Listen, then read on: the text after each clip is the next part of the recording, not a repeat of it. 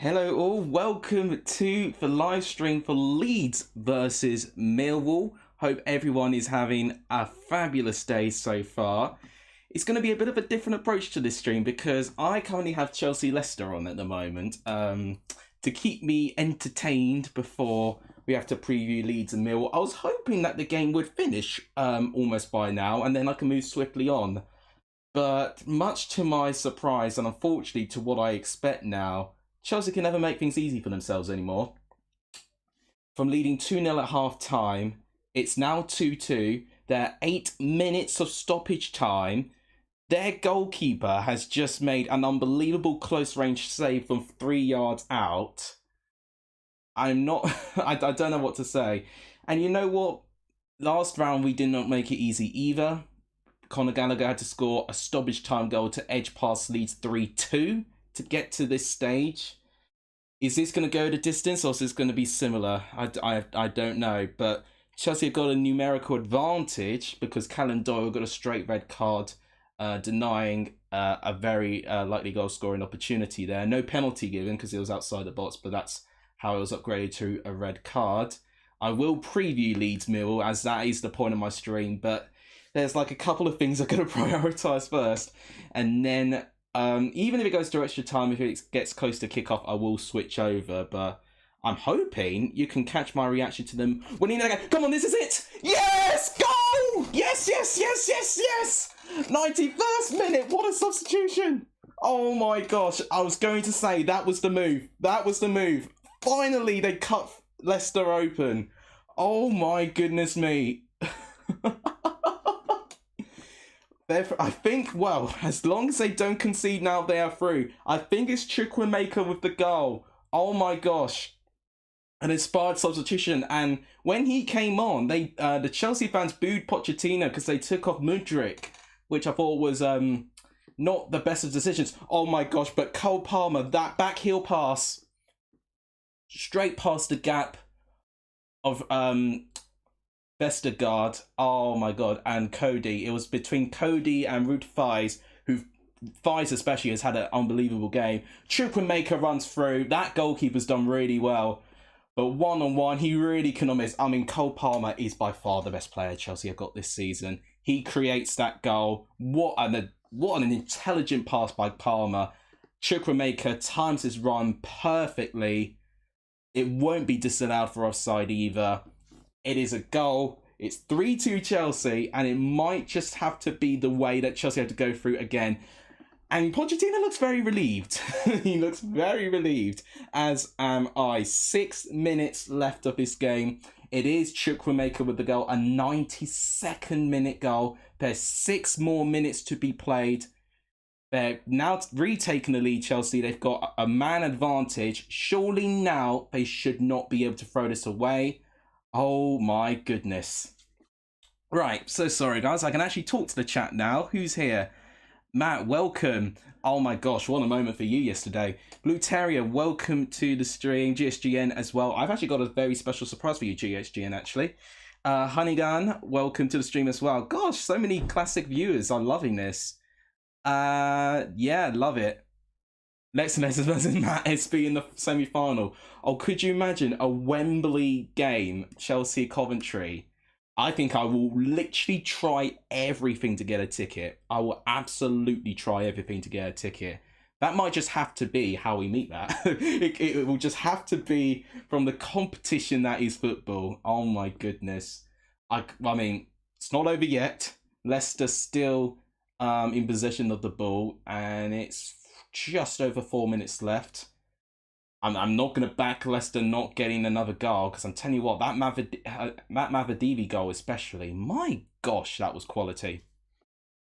Anyone but Man City are happy. Yeah, but that's true. We still have Manchester United and Liverpool still to play with their other quarter-final game.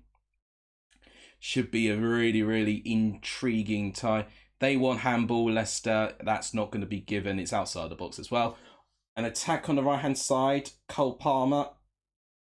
He's going to switch the play. There's Ben Chilwell against his former club on the ball at the moment.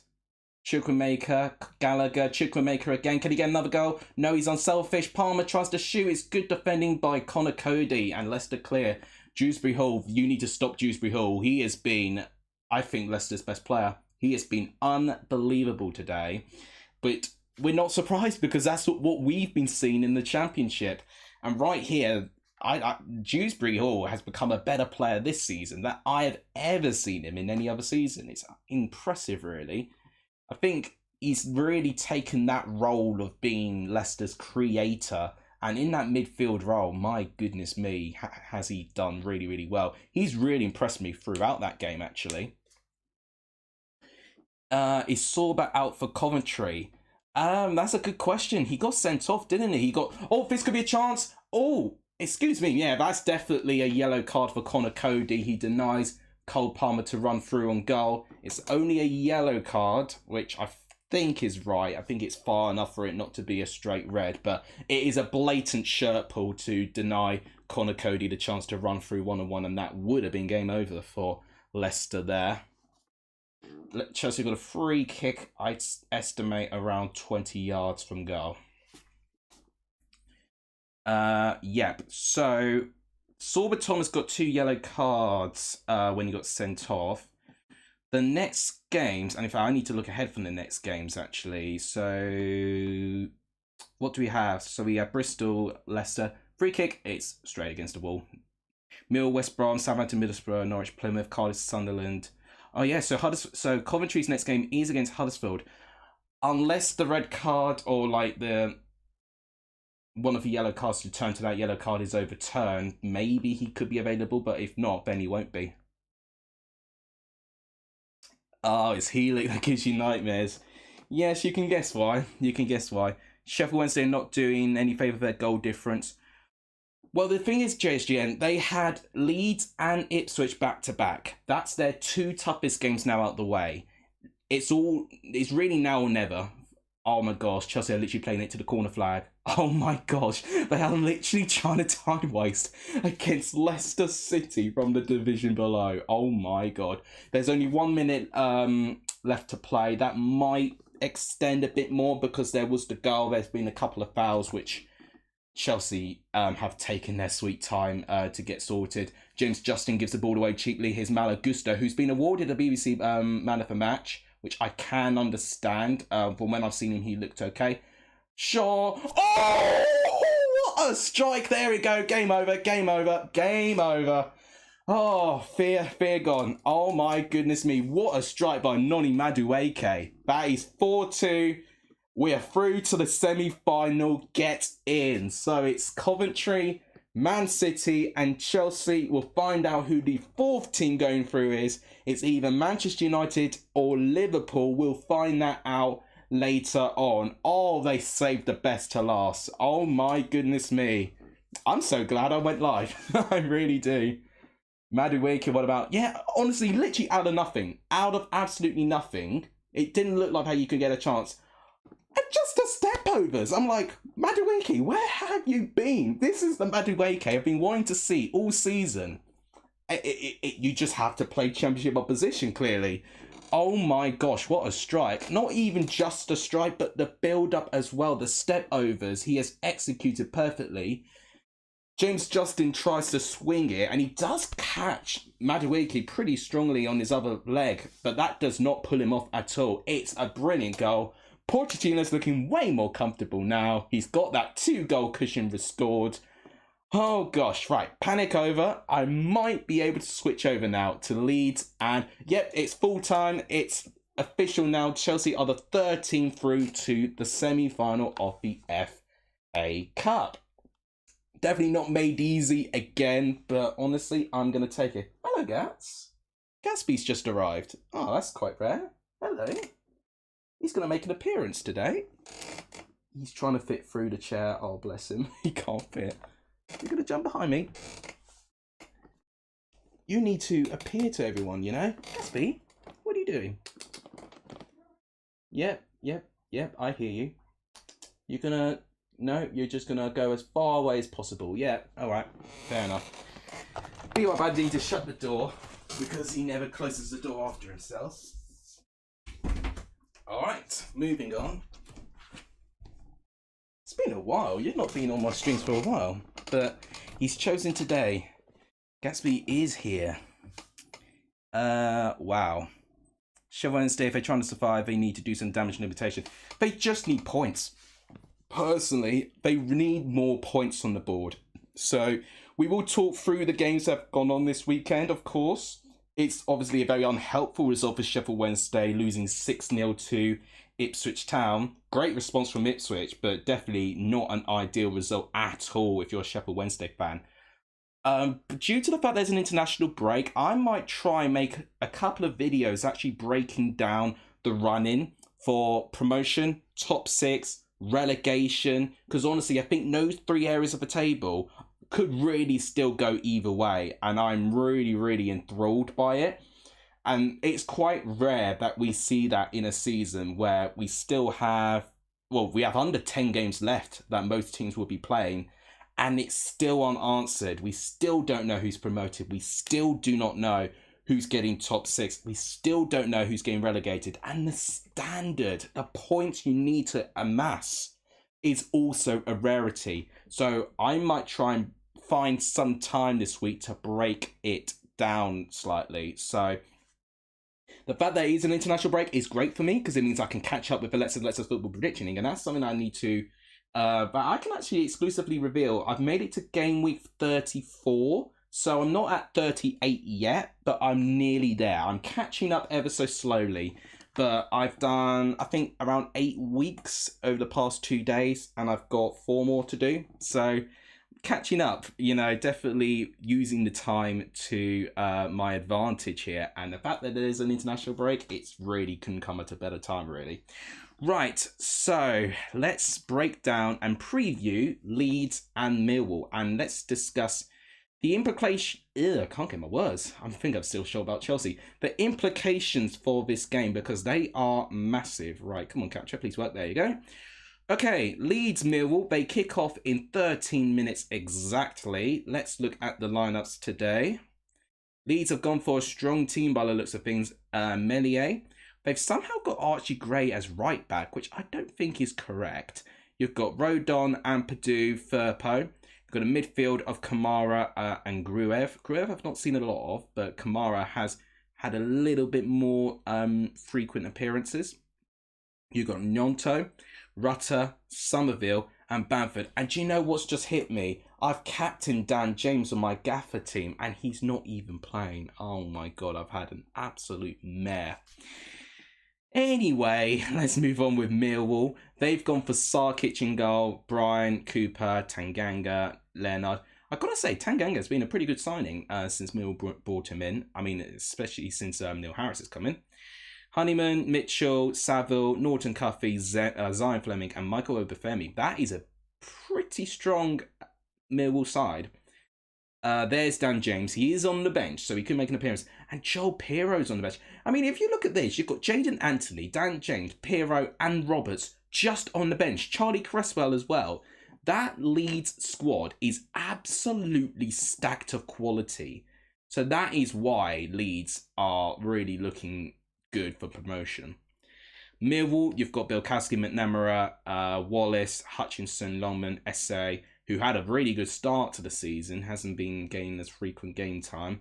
Casper Denot, again, was brought on for a little bit, but hasn't really hit the heights I think that was promised. Duncan Watwell, though, could be an important player to come off the bench if Millwall require it. So both teams looking pretty strong, pretty dangerous players overall.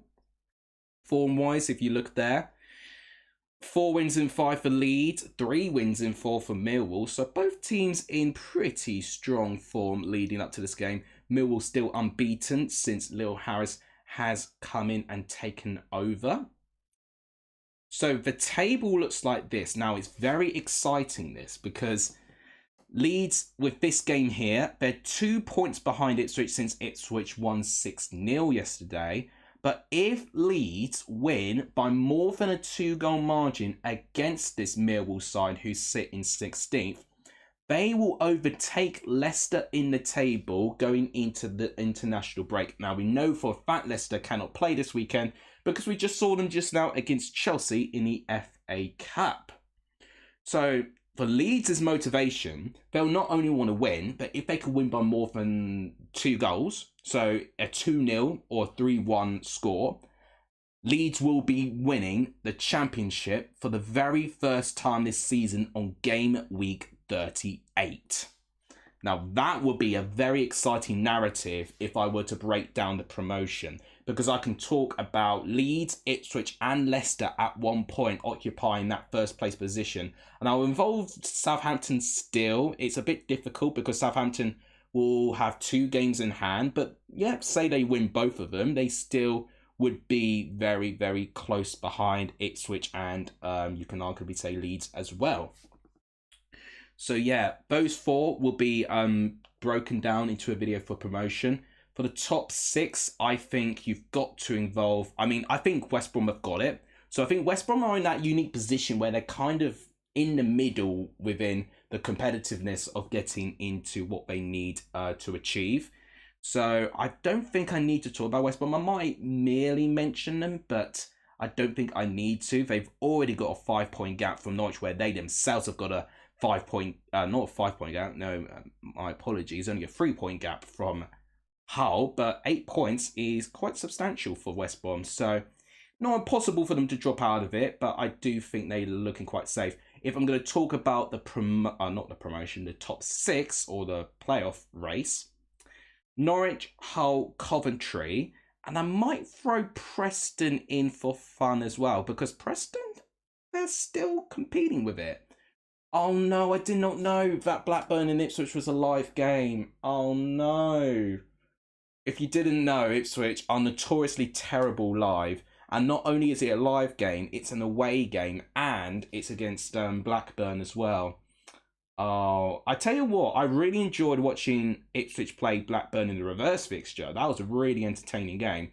But my God, I think it ended 4-3. It was bonkers. And I think it's not going to be too far away from that as well. Wrexham, Mansfield's a huge game. 3rd versus 1st. Mansfield kind of pulling away now in League 2. So yeah, regarding the top 6 competition, I'm going to involve Norwich, Hull, Coventry, Preston. I don't know about Middlesbrough. Had they won their game against Blackburn, I think I would have. But I think it's going to be too difficult. But I will consider it because I don't think it's impossible. Cardiff, I'm going to make a bet or a prediction now for the fact that they're 8 points behind Norwich, that they won't get it. But again, not mathematically possible, which is really what is making this so thrilling. Relegation, however, who knows how many teams are going to include. So obviously the current bottom 2 places, Rotherham are down. I don't think I even need to spend time talking about them. But Sheffield Wednesday, Huddersfield, I'll be talking about. Birmingham definitely needs discussing. That form is very, very worrying. QPR still need to be talked about. Stoke and Plymouth, yeah. Blackburn, that form is not looking very strong. If Millwall get a good result today, maybe I don't need to talk about them. Swansea, I actually think they might have already done enough. I think if you can get to 46, I think you've already done enough. So I'm going to make a prediction that I think I'm going to say, yeah, I think Mill's still in trouble because it's only 4 points between them and Huddersfield. But I'm going to say from Swansea upwards, they're safe from the drop. That's my opinion on things. So that's a lot of teams to talk about regarding not only relegation, top 6 and promotion. And I will see if I can find time sometime this week to talk through these parts of the table. I might have to do it in all one big sitting and release separate videos for them because I'm still working full time, so I'm going to have very little availability. But I definitely want to do it, considering that we don't have any football in the Championship, at least in that weekend. So it's all in all very, very exciting, which I'm loving. Blue Terror is hoping that Mark Romans got a large fine yesterday. What a result that was for Coventry. And a crazy game as well. Coventry lead early second half. Wolves look like that they've turned it around. What a performance by Al Nouri, by the way, for Wolves. But then Coventry with 2 stoppage time goals. I think the winner in the 97th minute. I mean, incredible. Absolutely incredible. You know, these sorts of results is why we like the FA Cup. A championship side in the final 4 of the whole, not even just the 92, but the whole of English football is insane. And Coventry will most certainly get benefits. You know, Coventry would have already got enough plaudits with them getting into Wembley in the playoff final last year. But now they're back at Wembley, but for an FA Cup, they are really going to get some benefits from that. But what they need to do now, Coventry, is then hit the jackpot by, you know, one of 2 things. Maybe getting to a final and going for their first FA Cup win since 1987. Or using that momentum in the league to project them to the top 6. Because I don't think Coventry will get automatically promoted. But at least getting to the top 6. And then it's back to that, here we go again, top 6 competition where they were able to beat the favourites Middlesbrough, you know. So I do think Coventry have got it within them to beat any of them, but it's going to be very difficult when you consider the top 4 this year, the quality that they have got, and at least 2 of them are going to be in the playoffs, and likely if they finish 3rd and 4th, they are likely going to face each other if they win their playoff games in the playoff final. I mean, either way, one of those incredible 4 teams this season is not getting promoted, which I think is a travesty. It is a travesty. But then you can see the teams like Norwich, Coventry, Hull, West Brom throwing an upset in there. And I really think they have got their quality in their own right. And I do think in any other championship season, they would be given so many plaudits with the amount of points that they've amassed already. It really goes to show the competitiveness this year. So I'm absolutely excited. I'm absolutely hyped. And by the way, this game that we're just watching, just a very small matter of Leeds versus Millwall, where Leeds could be top of the championship, that's kicking off in 3 minutes. So if you've not made your predictions, leave your predictions in the chat. I would love to read them. In fact, we could do a poll, actually. I've not done a poll in a long, long while. Let's see if I remember how to do one. It's great to see all of you here in the live chat. If you've not liked the stream, please do smash that like button. It really, really helps the growth of this channel when you do that as well. And hitting the subscribe button too is also going to be massively appreciated as well. We are nearly at 2,500 subs. Look at that, only 8 away. So that could potentially be achieved today. And that will be the quarter way mark for 10k subs, the halfway mark for 5k, which is absolutely exciting. So once again, thank you guys for turning up today. Liking, subscribing would really, really help. I'm now figuring out what to do with controls. I'm like an old granddad trying to maneuver myself around technology. Right, nearly got it. Right, there we go. I think I've got it sorted. All right, let's do a poll here. Who's winning? So very simple question. Who's winning this game? So you guys can have the chance to vote. I will also add an option for a draw, which could happen because I do think Millwall are a very awkward side and could be very, very unhelpful for Leeds' chances. And Leeds do need to win today if they want to keep the pressure on Ipswich, because if Leeds do drop points, that win for Ipswich yesterday would be seen as a very important result for them. But Leeds do have, I think, the best running out of the top 4 leading to the end of the season. I think the only other side Leeds have got to play within the top 4 is Southampton, their final game of the season at Ellen Road, where they've not lost a game at Ellen Road this season. I think, was it GSGN or someone that gave me the stat that the only other side who did not lose their home game at all in a whole championship season was Chris Hughton's Newcastle side from 2009-10. That was a stat that stuck out to me last time I did that stream, and honestly, that just tells you how well Leeds have been. Sky are putting a little bit of attention on Ethan Ampadu. Only Leeds players to start in every game. That tells you how important and integral Ampadu is to that Leeds squad. I think he is in my gaffer team, so a clean sheet for Leeds would do some points very nicely in that. In fact, I might actually show you how I'm doing with the gaffer fantasy league at the moment, because I've not shown that off for a long while. I'll also show off how the prediction league is looking after game week 34 at least, because that's how far I've gotten to. That'll be something I might do at half time. And this might excite you. We have a new leader at of the prediction league currently. Now, it's not the official one because I've not done game week 34, 5, 6, 7 or 8, but we currently have got a shift in the top of the prediction league, so that will excite potentially a couple of people. Andy Pinky Dagger is no longer winning. Just a quick sip of water. Need to get my Need to get my timer ready. It's 3 o'clock and both teams are still in a huddle at the moment, so I don't think we're going to get a kickoff to time. It looks like it's going to be Millwall that kick us off here. Why is this taking so long to do? Come on. Daniel Mann and Lee Hendry are going to be giving you your Sky commentary. I'm going to do my bit, trying to entertain you guys and give you a small insight of the game. It is definitely going to be Millwall who's going to do it. It's George Honeyman standing over the ball at the moment. And there we go. He's kicked it off. So the 3 o'clock kickoff, Leeds and Millwall is officially underway.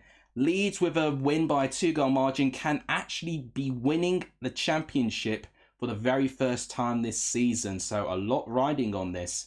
But any result other than a win would be a huge boost for Leicester, Ipswich especially, and of course Southampton too.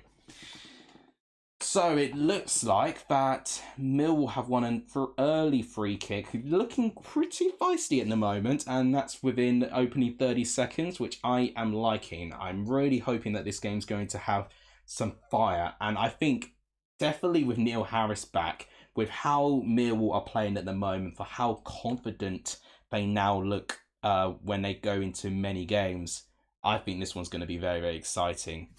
Let's read all of your predictions, because I've noticed you've got many predictions.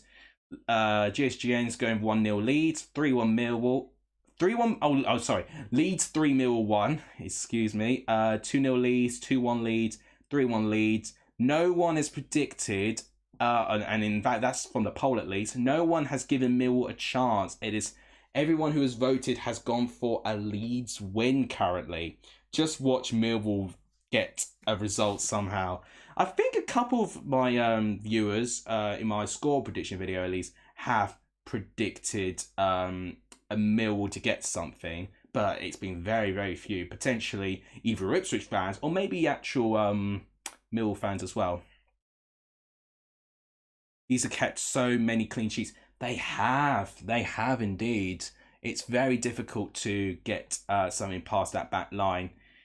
You've done shocking recently on Gap in the Prediction League.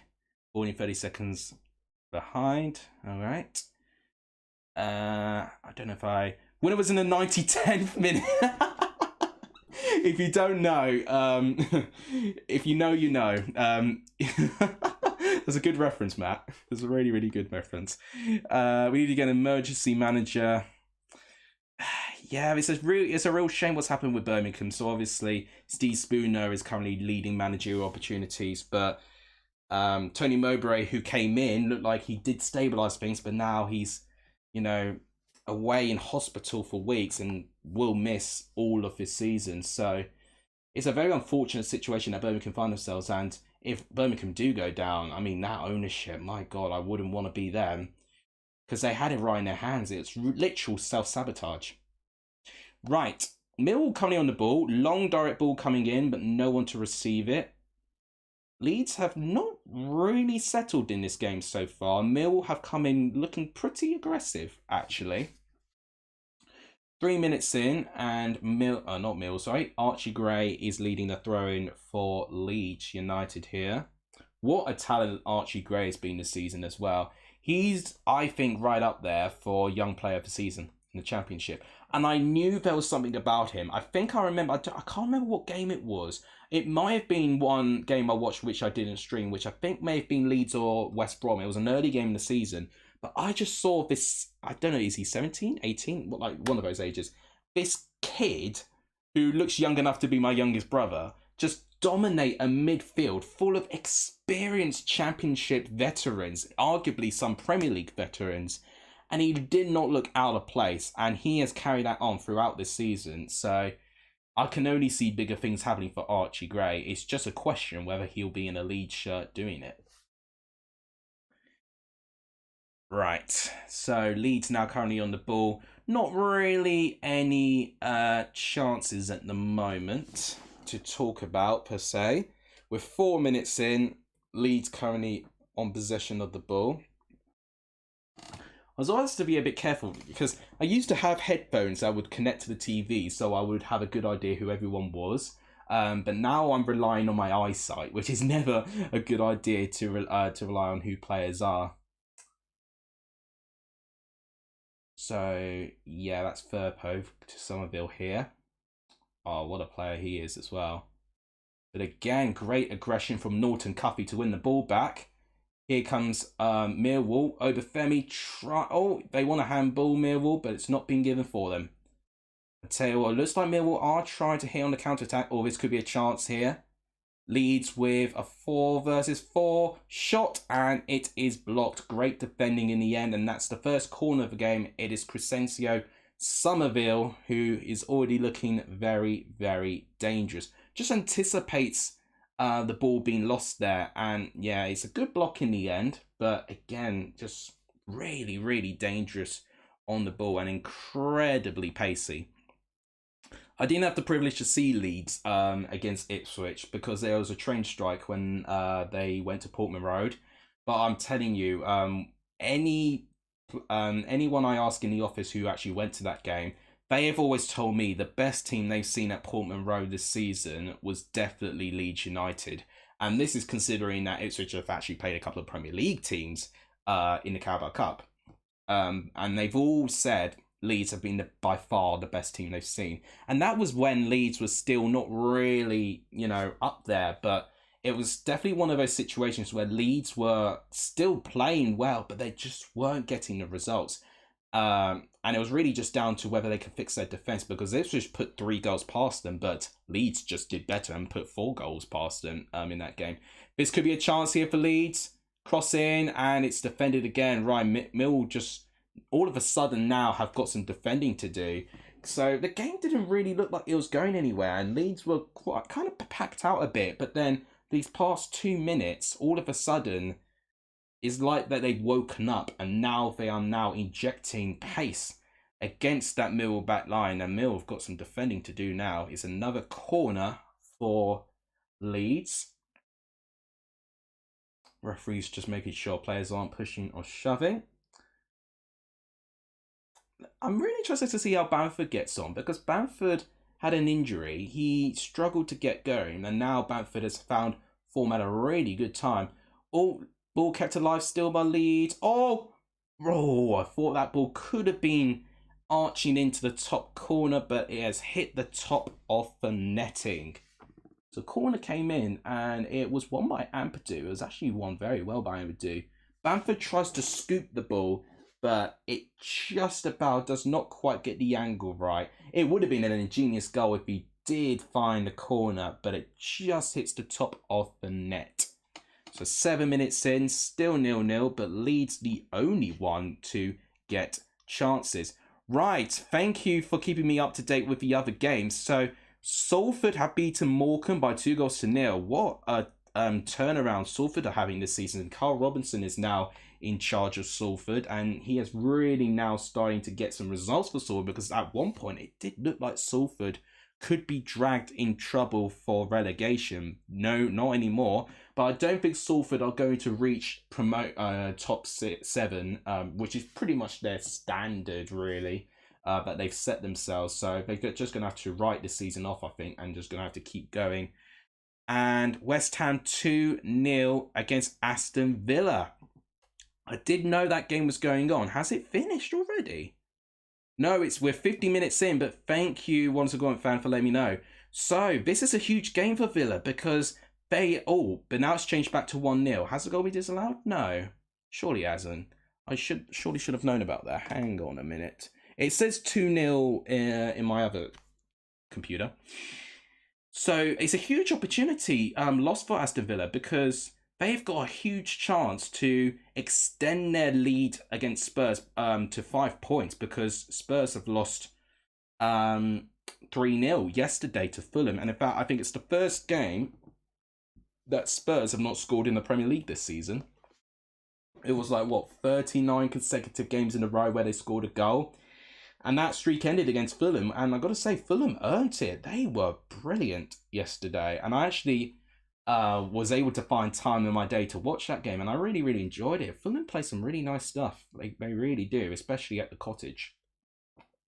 It was an uncharacteristically poor performance from Ange Postecoglou's Spurs side. And it's going to be interesting to see if they can recover from it. And I'll tell you what, if West Ham do beat Aston Villa, that could be seen as a big boost for them. And I don't know what I predicted. I think I may have predicted a draw when I did my work Premier League predictions, with the feeling that both West Ham and Aston Villa have played pretty intense games in their Europa League and Conference League respectively. Oh yeah, what a scoreline. Mikel Antonio with 2 goals currently. Obviously, Aston Villa through. They beat Ajax. West Ham, they beat Freiburg, didn't they? And I think they were losing the first leg, but they turned it around spectacularly. They really, really did. Oh, this could be a good moment here.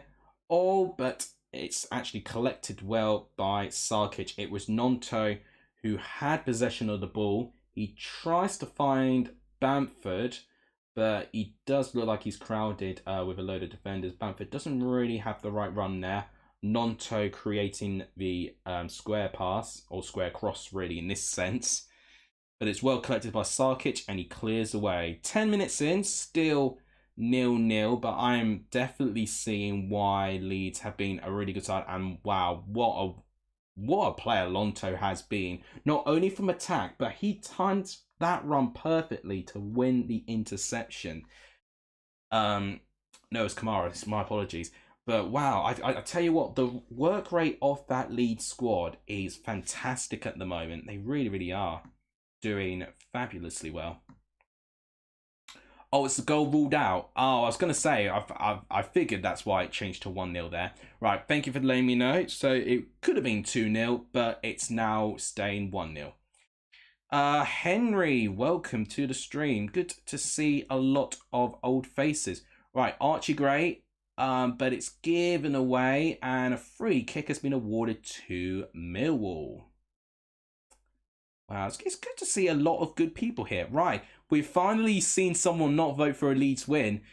Someone has voted for a draw in the poll. So if you're wondering, you can vote in the poll to predict what you think will happen in this game. 88% of you have predicted a Leeds United win. And one of you predicted for a draw currently. And I'm just letting you, we have definitely more viewers than we have for votes. So if you've not voted, do feel free to leave your prediction in the poll provided. First was Descent, and the second was a clear dive from Rathbone. Yeah, I think it was McAnally that did it, and McAnally was supporting the decision, but I need to actually physically see. I think the second one especially I need to physically see to decide whether that should be a yellow card or not. But for Descent, you know, that just really comes down to can he control his temper.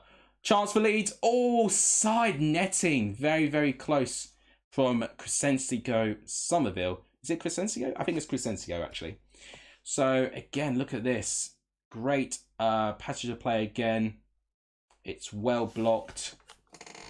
Kamara, and then Somerville hits the side netting. Okay, that's definitely accidental. They're trying to appeal for a handball, and it's from his elbow. It's from Billy Mitchell's elbow. I think it's accidental, personally. Kamara to Somerville. That's a very dangerous cross, and it actually doesn't reach anyone. It's a goal kick. My gosh, we have got, I think, almost backs against the wall for Millwall at the moment. They really looked, actually, at one point, Millwall, that they were really taking the game to Leeds, but they've not mustered anything out of it. And currently, Leeds have been the only one with shots and the only ones with touches in the opposition box. Millwall have had a quarter of the possession as well. So things definitely need to improve, but Millwall could very easily get a result by having 10% of the ball. You know, they're not really a free-flowing side, which Joe Edwards tried to implement, and it didn't really work out for this Millwall side to play in that way. And sometimes just getting a manager who knows how to get results in the Championship is better, and that is what they're figuring out now that Neil Harris has returned as Millwall manager. Right, I think that's another throw-in for Leeds. It is really looking one-way traffic at the moment, so yeah, Mill will be hoping that they could do a little bit better than this currently. We have a matchup between a London club and a Yorkshire club. Oh, gosh. Chelsea Leeds, I think, is always a very fun one to watch, personally. There's always like a real distinct rivalry between Chelsea and Leeds, and I think that is the one that I think of straight away. There could potentially be others. I think Arsenal against a lot of these sides as well was also a load of fun as well. But I think Leeds is the Yorkshire club because I think Leeds would be having the most exposure, and probably the other team with the most exposure would be Sheffield United. But I've not really recalled Sheffield United being involved in some really intense matchups. The Yorkshire club will almost certainly be Leeds. It's just a question of which London club has the biggest sort of rivalry. I mean, arguably you could put Millwall there. You really arguably could put Millwall there in the moment. From previous encounters, Millwall and Leeds have been a really, really entertaining game. Not necessarily this season. I did actually do a stream for the reverse fixture of this game, actually, if I recall. And honestly, at this moment in time, I think what we're seeing is a massive improvement from Leeds. Definitely a big improvement from Leeds. But at least what we're seeing is that we're seeing Millwall back to various. Oh, shot for Millwall. It is Zion Fleming with the first shot for Millwall. But it's a bit of a balloon shot, and it's straight at Ilian Melier. So it's a very easy save in the end. But that just shows you, that shot literally came out of nothing, and Millwall have made a chance out of it. Not a strong chance, I'll give you that, but it is still a opportunity. Nonto trying to win a free kick here. Referee's not really having it. Oh, okay. Handbags. Nonto is really, really losing his temper here. Oh, hello. Right, you've got to be careful here. Nonto, not the biggest player on the pitch, but he's definitely got some feistiness within him. Neil Harris is not happy. Well, let's see what happened. It was a collision between Nonto and Cooper, and Nonto really, really did not like. He did not like the decision for a start that no free kick was given to him. It was quite clumsy from Cooper, but it wasn't really anything that warranted a strong free kick. Are we going to get a yellow card? I think we are. So, I think Cooper's been awarded with a yellow card, Jake Cooper, and I think Nonto has also been given a yellow card as well. So again, I mean, it's a complete mismatch. Yeah, I mean, both of them. I think both of. Oh, okay. Okay, so the camera kind of panned it out. So Nonto's dragged down a bit. No. Cooper just literally lands on him and stays on him, which I think is what made Nonto very upset. And then Nonto just kind of like wrestles him to the ground. It's a complete height mismatch, which shouldn't really happen, but Cooper's obviously trying to make out that Nonto's being aggressive, potentially trying to get him sent off, tactics and stuff like that. But both of them have ended up with a yellow card. And that'll be interesting to see how that plays out. I think Millwall especially, considering one of their defenders has got booked, they're going to be very careful because I think a lot of the play is going to be involved with their defenders. Right, free kick. Yeah, word. Free kick awarded to Millwall. George Saville now drawing the foul. Spent 4 days at the top of the table this season. Was that for Birmingham? I think that may have been the opening day, wasn't it? Can't remember who they played, but yeah, that's potentially when they've done it. So if we see how the table currently looks, so a draw is currently the outcome for Leeds. They'll be on 80 points with 8 games left. I mean, that's unbelievable to already be on 80 points with 8 games left. They missed a chance to overtake Leicester, but it also means Ipswich still stay ahead of them by 1 point going into the international break. Free kick awarded to Millwall. Header won, but it has gone to waste. It is a goal kick in the end. It's a pretty teasing ball that was quite deep in the end. It's Jake Cooper with the header, who just got booked. He won the header there, but yeah, nowhere near the goal, sadly, for him. Still 0-0 between Leeds and Millwall. How has everybody been getting on? We haven't really had a lot of time to talk through the Championship this weekend. We could definitely do more of that when we get to half time. Obviously, at the start of the stream, we were interrupted by Chelsea winning dramatically against Leicester in the end. By 2 absolutely stunning goals in the end, in their own right. So we're nearly reaching the 20-minute mark. Any other questions that you guys have got regarding this weekend's games? Do let me know. By the way, an update in League 2. Morecambe have got a goal back. Theo Vassell with a known goal has given Morecambe a small chance for them to get something in this game. I'll see if I can open a League 2 tab, because I've actually closed a couple of tabs on my computer, because my computer, I think I've been complaining about it being very slow, but a lot of the tabs is just opening all the leagues up on SofaScore somewhere. Right, that's what we want. 2 seconds. Yeah, so currently in League 2, if we're going to quickly jump there, Morecambe stay in 12th, right in the mid-table. Salford 20th, so position-wise don't look safe, but if you look at the points, they are 11 points clear of Forest Green, so they'll be looking safe. I mean, if you're a Colchester fan, you will be scared. They have got 2 games in hand. There have been postponements recently due to the JobServe Community Stadium just not being in good enough conditions to be played. Some pretty nice games for Salford. Notts County, who have fallen down the table since losing Luke Williams, and Sutton. Sutton could actually be quite a tough one because they'll be fighting for survival. And Sutton picked up a really big result yesterday against Forest Green. Okay, let's read some of your comments. Yeah, there's some attention on Japhet Tanganga here. Hector, welcome to the stream. You're a Coventry fan, aren't you? What a result that was for Coventry. What's your prediction later for Manchester United Liverpool? I think it's going to be 2-1 Liverpool. I don't think it's going to be one-sided. It's hard to say. It depends what squad Liverpool have. Can we see Gatsby? Maybe at half time. He's literally gone right the other side of the room. So, and I don't like to move my camera because then my camera and my mic could disconnect as a result of that. He is asleep at the moment, so he's looking very, very calm and happy. So I won't jeopardize that currently.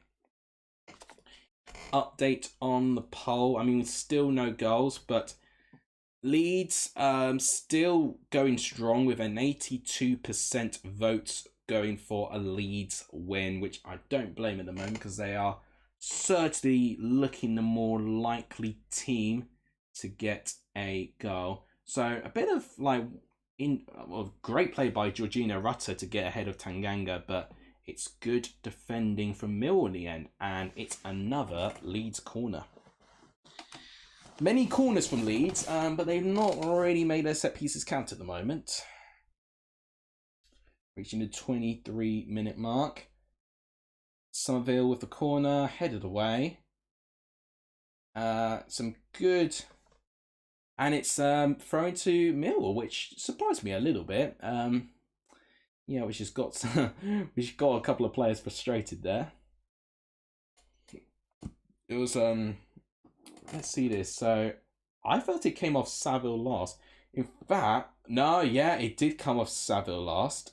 Unless it already went past the line when Saville touched it. But to me, I mean, I need to actually see another angle. It looked like to me that it came off Saville last. Joe Bryan with the throw in. Found Fleming. Back to Sarkic, who has cleared it.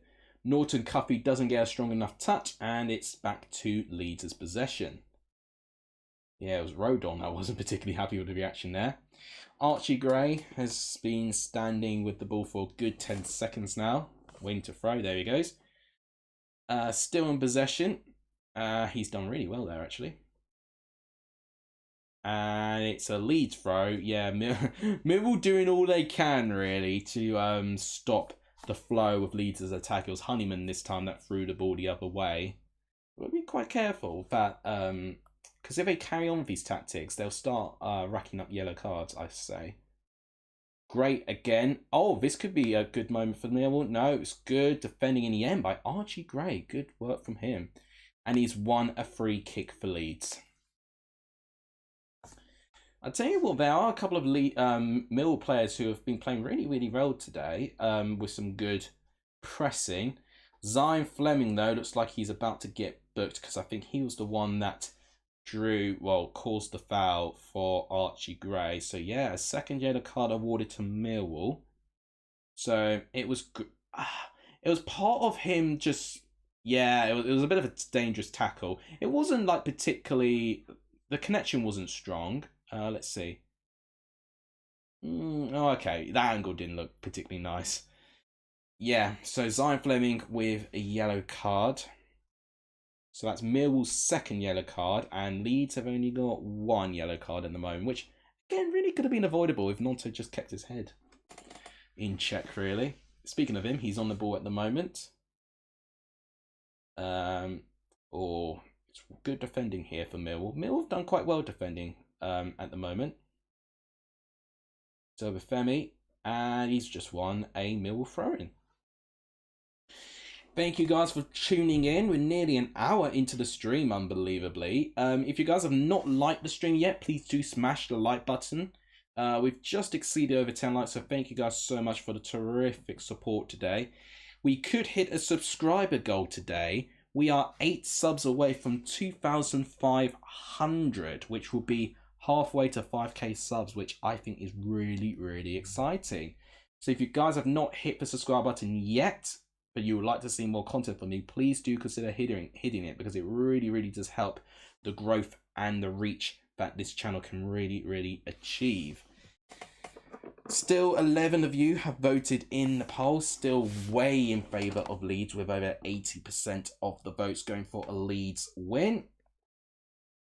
I think for what I've seen at the moment, Millwall are making it very, very difficult. Which I think I should have expected. I think I went for a Leeds 3-0 win, probably thinking that Leeds will score very quickly. I mean, probably knowing my luck, they'll score within 5 minutes now. But at the moment, Millwall kind of doing what I probably should have expected, which is to break up the play quite well, having quite a few players really, really get a good amount of energy and attitude. Because, yeah, they're fighting for every interception and every pass that Leeds make. They are really determined. Like Saville there, getting ahead of Georgina Rutter, although Leeds just win it back. Bamford, giving it to Somerville. This could be a chance. Oh, it's just wide off the post. Leeds want a corner, and I think it's been awarded as Leeds corner. Right. It happened so quickly, almost lost it. So, Bamford, he sees... my gosh, it was Somerville. Let's see this again. Bamford, Somerville.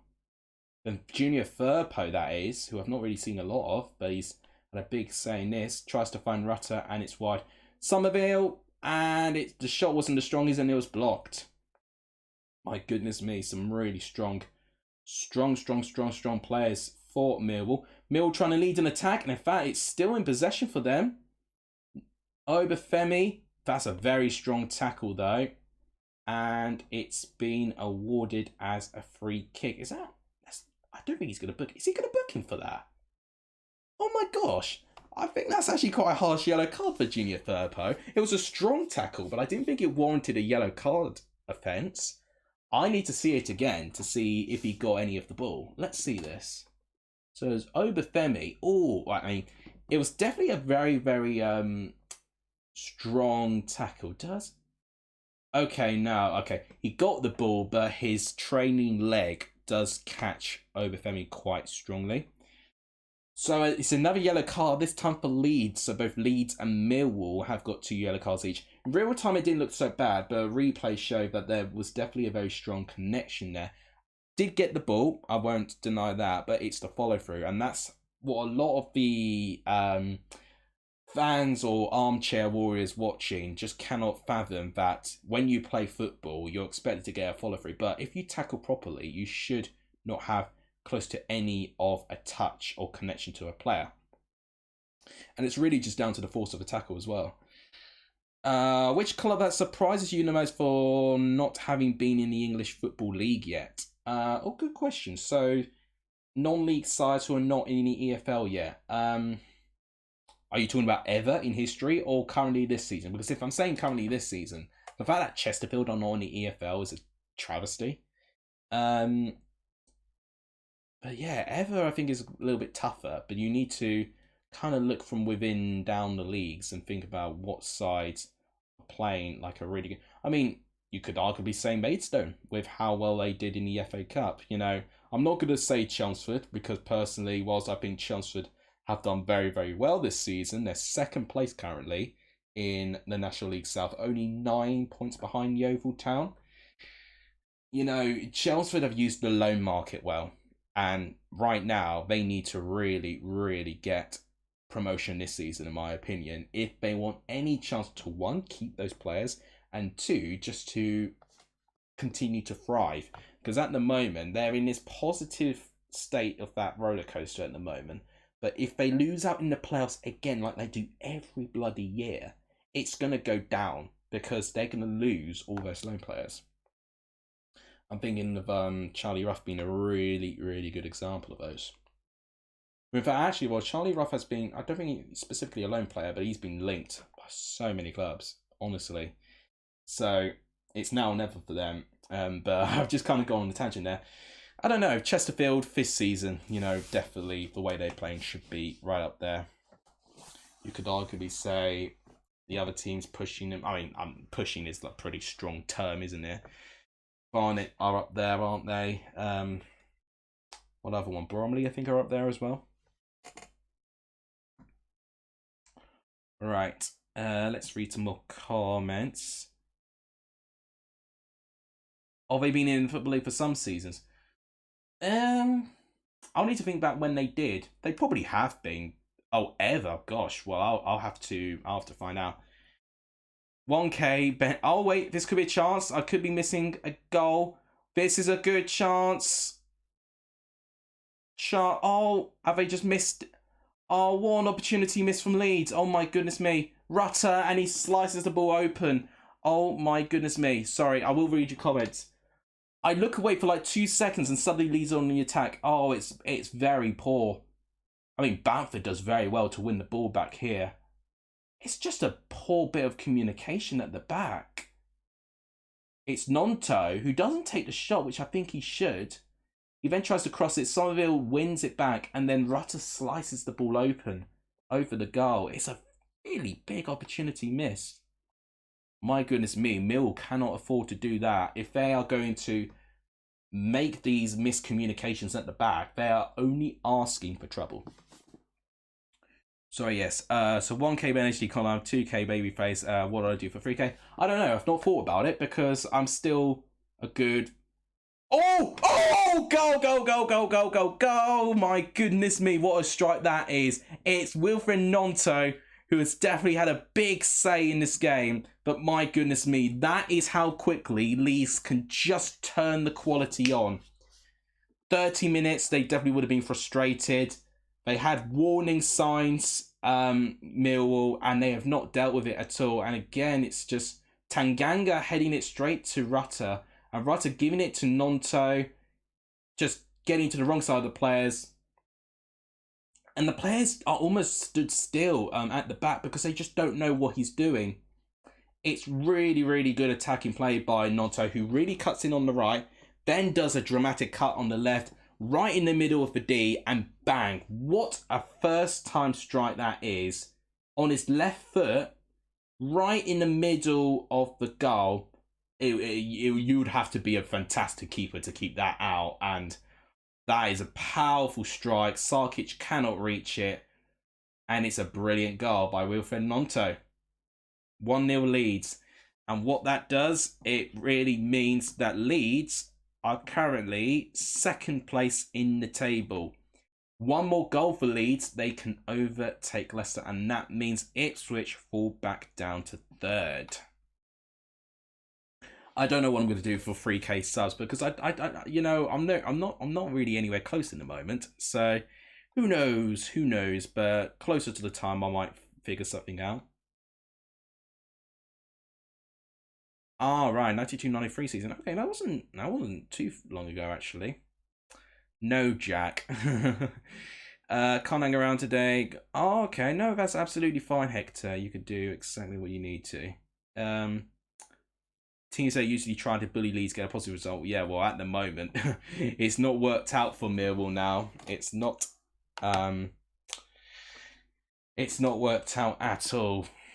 I don't know. I'm still thinking about that comment about who has never been up. Oh, wow, what skill from Somerville there to get past 3 players. Firpo, it's blocked. Oh, and it just comes off the post. My God, Sarkic did really, really well there to stop the ball from treaking into the net. Kamara, and my God, Somerville just went past 2 players like they weren't there. Firpo, and then it's a good defensive block. I think it was by Saville, actually. And then the ball, yeah, was about to go in, and Sarkic had to lean against the post to push it out. My goodness me, that was not too far away from a second. Another corner to Leeds. Oh, this is back into Leeds' possession here. Bamford, Firpo, they want a corner Leeds. And I think they've been awarded with another one. And it's literally looking like one-way traffic now. So, since Leeds have scored the first goal, I think I'll end the poll. It has ended as 77% of you voting, or 76% I should correct, voting for a Leeds win, 15% voting for a draw, and 7% of the viewers voting for a Millwall win. I'm open to ideas, but whether I'll say yes to them, I don't know. But Somerville is taking the corner currently for Leeds. Referee's not happy with the pushing in the box. You want the score to stay like this. Have you predicted 1-0 Leeds? What I'll do at half time, which I'm going to keep telling myself to remember, is to show the current standings after completing game week 33 just before it went live. Right, corner, and Leeds still have possession of the ball. Here's Rutter against Tanganga. Tanganga does well, and it's a goal kick. And there'll be a relief for Millwall that they can get the ball out of their penalty box. We've had no other goals in the Prem. So they're just showing for the table as it stands, Leeds overtake Ipswich again to be on 82 points. I've said it in my predictions. I see Leeds winning the whole thing. I really, really do. I just don't see them slowing down. And I think they've got the nicest run in out of Leicester, Leeds, Ipswich, and Southampton. They really do. Southampton, Salford look like they've scored a third against Morecambe. McNennan, was it McNennan? No. Curtis Tilt. Who remembers him? He played in the Championship not too long ago. Curtis Tilter scored for Salford to make it 3-1 to Salford. And just as I said there was no goals in the Prem, there is a goal in the Prem, and it's an equaliser for Aston Villa. It is Zaniolo who scores for Aston Villa. If Aston Villa can turn this around and get 3 points here, huge result. It is already a big result for the fact that they are going to increase their lead by Villa by 1 point, but it's still only a 3-point gap. And if you look at that goal difference here, Spurs only need to win that game to then overtake them. So as I was going through the predictions, there was a bit of controversy with Jake Cooper, looking like he was preventing the goal scoring opportunity, but no additional yellow card.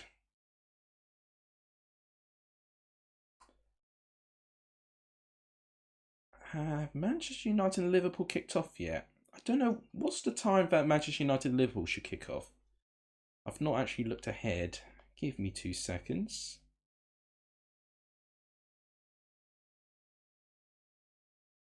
They should be... They're playing right now. 9 minutes in. My goodness me.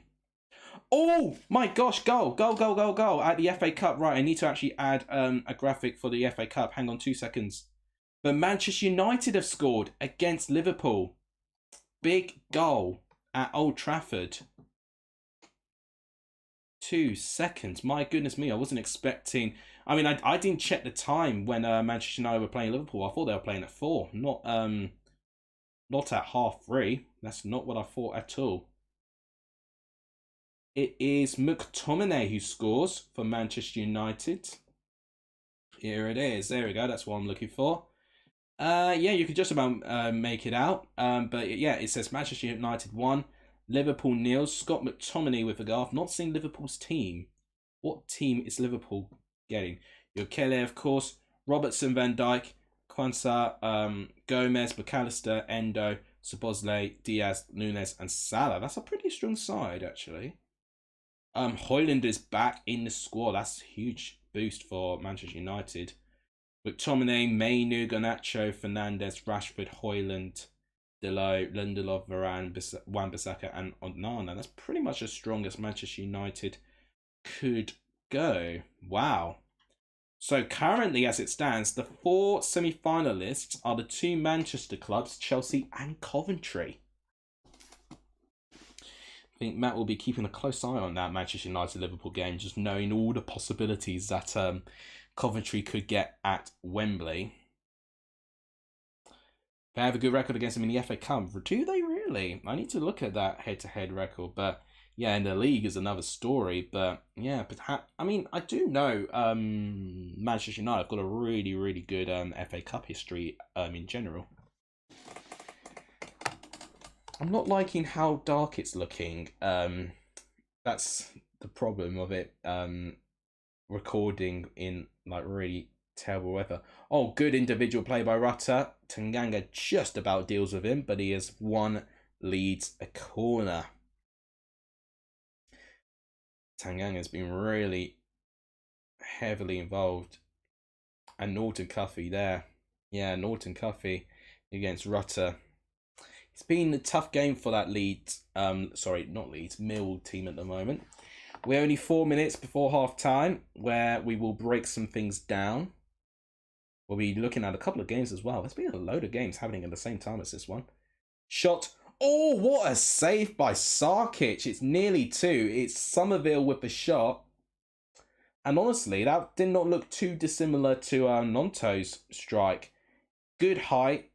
It's not directly at the corner though, so that's how Sarkic managed to get a good strong hand to it. But good power, and my goodness me, that front 4 is looking very dangerous. Millwall have only had 1 shot in the entire match.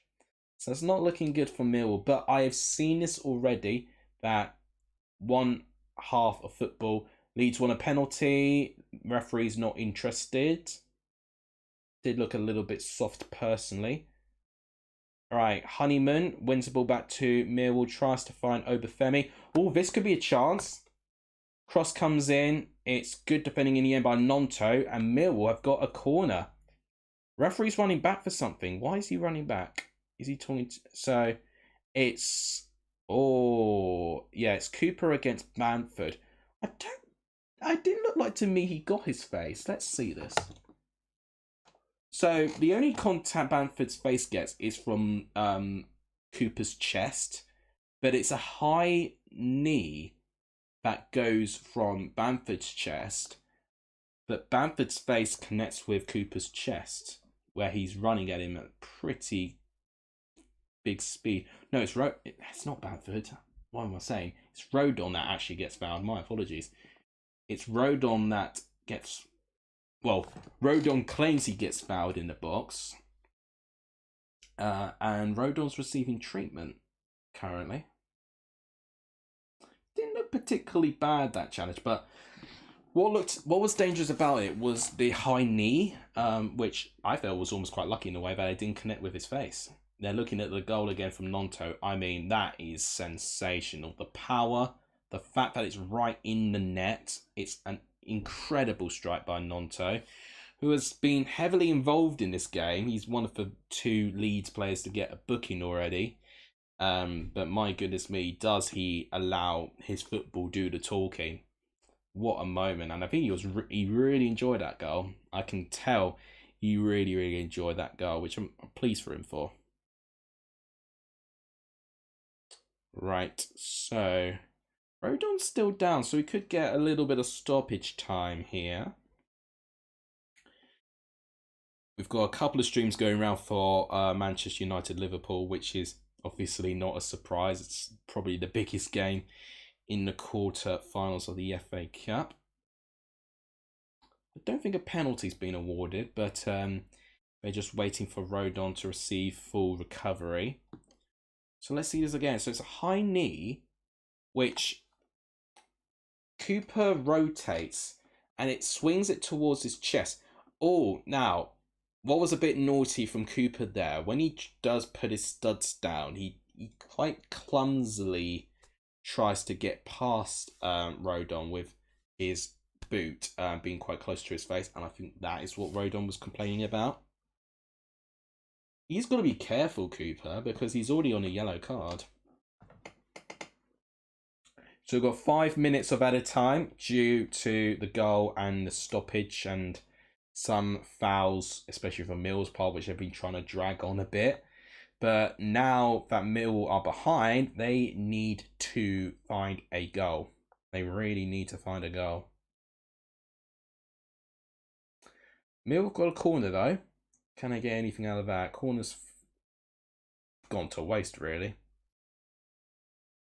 And referee was not happy with the contact there. I think he awarded a foul for Leeds.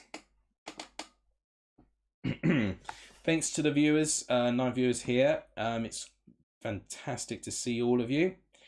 So current score lines to be mindful of in the Premier League. It's currently 1-1 with 3 minutes left against West Ham and Aston Villa.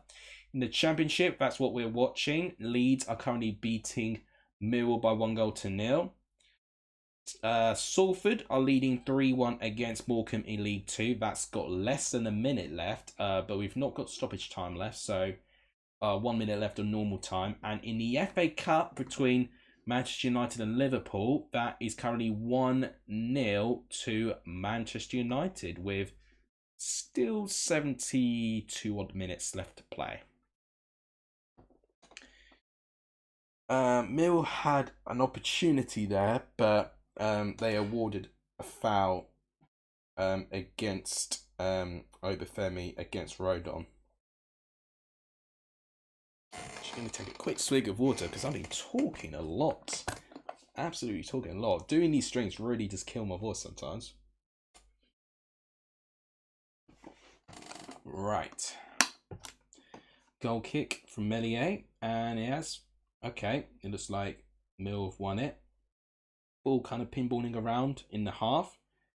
Can Obafemi get the ball ahead of Rodon? Oh, okay, a little bit shaky there, but Rodon actually uses his body very well, and he does clear the ball. Do I pay attention to the National League occasionally? Sometimes I do, considering that Chelmsford are striving to get to the National League. So that's why I do pay a little bit of attention to it. Not all the time. Don't know if there's a game on currently. I know they've been having a couple of non-3 o'clock games because the Chesterfield and Oldham one was an early game. Excuse me. Got 2 minutes before we reach half time. Archie Gray against Rutter. Leeds. Wow. Oh, okay. I think that's a bit unfair on Millwall, personally. I actually think they won the tackle quite well. But what's really evident about this Leeds squad is that they are absolutely resilient. Even when they're tackled, they just find a way to still keep possession of the ball. Yeah, referee wasn't having any of it. They deemed Cooper to drag down Rutter. And it is a free kick. Yeah, Chesterfield would have been promoted had they won their game against Oldham because Barnet lost, I think, last weekend. I mean, it's absolutely insane, isn't it, that Chesterfield are nearly promoted and we've not even made it. We've only just made it a halfway point in March, which is insane. Don't know if it's the earliest any team has been promoted in any league ever, but it's up there. It is up there. God, excuse me, I got a bit of indigestion. Apologies. Right, Archie Gray against Somerville. Kamara. Junior Firpo back to Somerville. He was still keeping possession. Welcome Emily to the stream.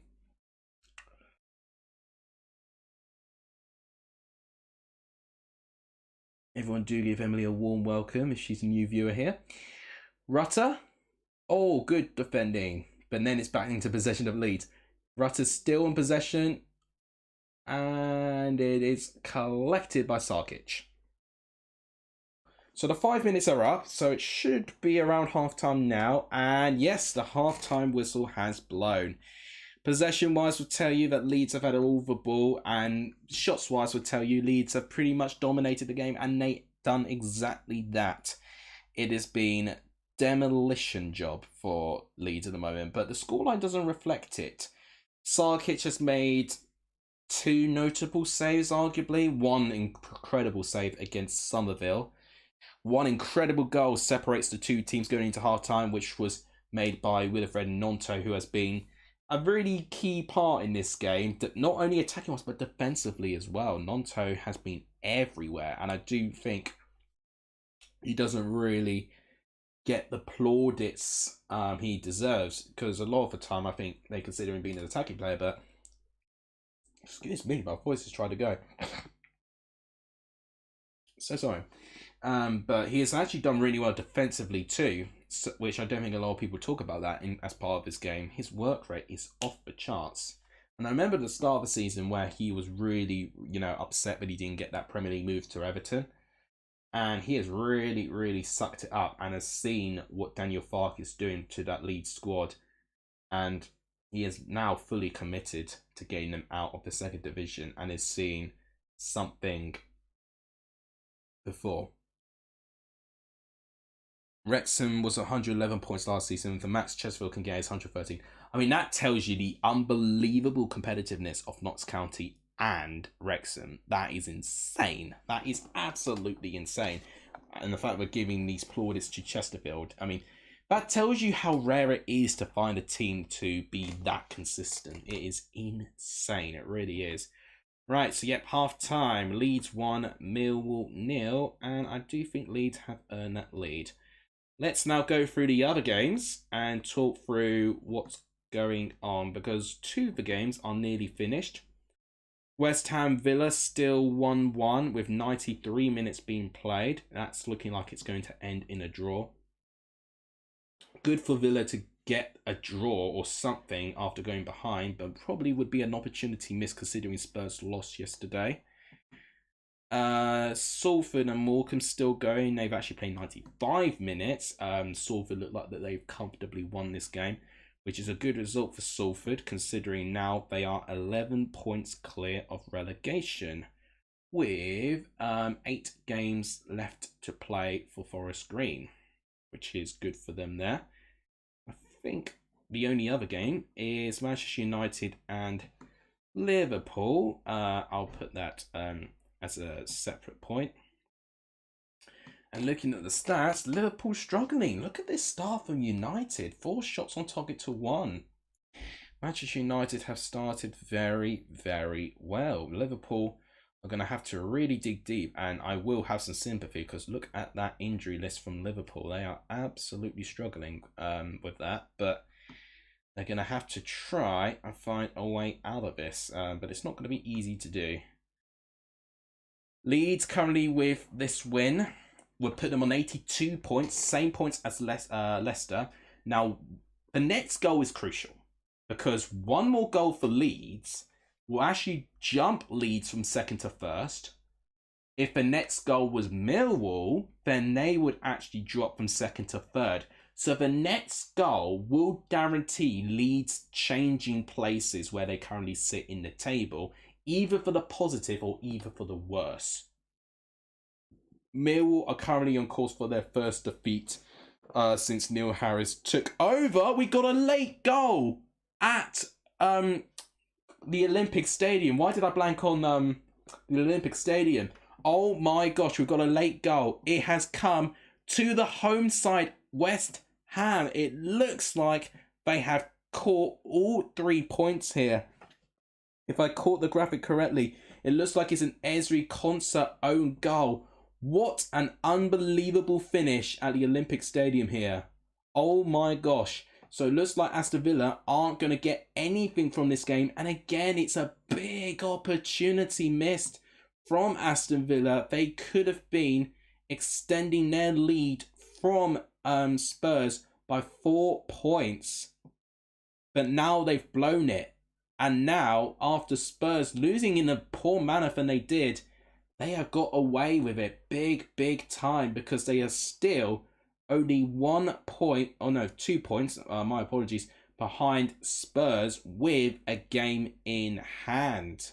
Oh my goodness, what a moment that has turned out to be. We always enjoy the drama around here on Let's Alexis, don't we? That has finished 3-1 Salford. And nothing else has happened in this game, and that is staying 1-0, of course, because it's half time. Wow, let's read some comments before we go through the breakdown of Leeds and Millwall. West Ham 2-1, yep, I know. I think I predicted that. Looks like Harry Kane won't be playing for England. Yeah, he got an injury, didn't he? Notts County have bottled promotion. Are you talking about this season? Because I've got to say, Notts County looked really strong at the start of League 2, but since losing their manager Luke Williams, they've really struggled. Well, my Spurs mate is currently in Italy. He ran the Rome Marathon, so I don't know if he'll be in any mood. I don't think he'll be in any mood for that. Oh yeah, Prediction League. I will talk about that. So the Premier League have given the goal to Thomas Souček, although One Football is saying it was a Konsa own goal. It's either Souček or Konsa who has scored the goal. So yes, I will talk through the Prediction League. So I did say Andy Pinky Dagger is no longer winning the Prediction League. I need to figure out how to do this. Oh, hello. I don't want to be there. Hang on. 2 seconds. Thank you. Okay, let's try and fix this. We need to change source. There it is. Okay, so you may be able to see GHGN. Look who's winning. It is you, my friend. You are currently first place by 1 point. Now, this is after game week 33 here. So, a bit of an insight, guys, on how I calculate the points results over there. And everyone has their own little tab. And all of their points, or all of your accumulated points, are dragged from these totals here, which then are involved in this table. So you can see currently I'm in 4th, kind of falling away a little bit, competing at the moment. I'm going to have to need a big game week 4, 35, 36, 37, 38 to catch up. Now, the moment when this changed was in game week 32, I think. Yeah, so you see in 31, Andy Pinky Dagger, look at that, 10-point gap.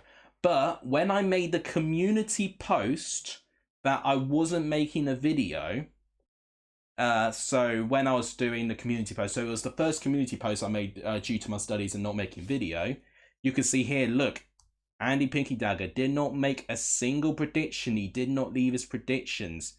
But you, GHGN, you did. And in fact, you had a good week on that week, if I can recall.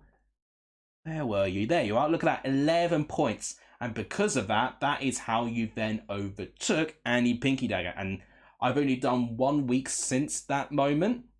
And you both scored the same amount of points on game week 33. Here, Ethan, actually, is not far away, actually. He has really caught up, actually, and has done really, really well. I'm sort of meandering around, bit inconsistent. You can see 5 points here and 33, not great. But then you see on another week, I get 13. So I've been very inconsistent with my scores, which is why I'm not winning, but I'm still sticking around the top part of the table. I've got game week 34 next, which is a strange one because it involves 4 to 5 midweeks and then it has a full round of games. So I'm going to be very interested to see how I'm going to do that. But this is a small update to how it's looking currently. I will at some point finish making the scores and calculating it up to game week 38. And when I do that, then I will post the updated table not only on my Discord server, but also to the community post. And what might be exciting for you, GHGN, but I don't know about this, there are 2 other game weeks where I did not make a video because of my exam. So there could be 2 other opportunities where you could pick up some distance from Andy Pinky Dagger if you did not predict when I did the community posts. So that is how things are looking. Blue Terriers, yeah, you're not far away either. I've just been told West Ham got VAR. Oh my goodness me. So that late goal has not been given. Right, I need to fix this. Hang on. No! No! Why does it do that? Oh, I hate it. I hate the capture tool sometimes. That's probably why I didn't want to use it. Oh, really? Oh, I'm going to have to redo all of this. I hate technology sometimes. I really do. A big moment's just happened at the London Stadium. And I think I called it Olympic Stadium. London Stadium, I should have said. A big moment's happened in the London Stadium. And right now, the capture does not want to work. Hang on 2 seconds. Oh, for God's sake, I hate technology sometimes. I really do. There we go. You can't see me currently, but I'm just adjusting it. Right.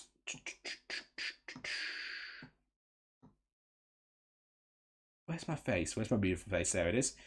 And here we go. So you might be able to see it is still 1-1. I tell you what, that's 2 goals disallowed for West Ham due to VAR. David Moyes is not going to be very happy at full time. I can put almost my whole mortgage on it that David Moyes is going to be very frustrated with VAR today. It's my mic is working, sorry. Told you, yeah. You promised if I beat you in the prediction week, you have to give me against me as well. Did I? I don't recall this. Blue Terry. You're going to have to try and find the moment where I said it because I don't recall saying it. Alex has turned his camera. No chance. No, I hope no one saw any of those tabs. The majority of them are YouTube tabs, to be fair. There's nothing for me to hide. I bet you some of you are trying to rewind and catch the tabs that I got open and trying to make something out of it. There's nothing suspicious. I have nothing to hide. I have absolutely nothing to hide. Anyway, right, so it's ending 1-1. What a dramatic game that turned out to be in the end. So West Ham with 2 disallowed goals. Villa do get a little bit of distance from Spurs, but probably not as much as they wanted. So you can see here, this is what the attack momentum is looking like currently. Hello, Emily. So Leeds are currently really, looking quite one-sided. Millwall with tiny spells of looking more likely to score.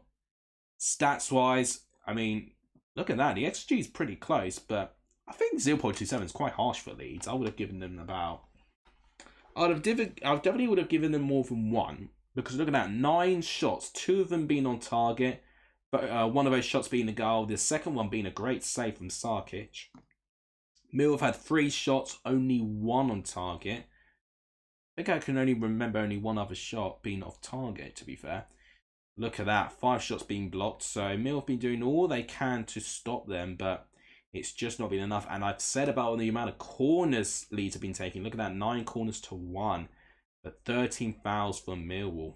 They've definitely, unfortunately, have not really been doing an effect of getting tackles to stop drawing fouls.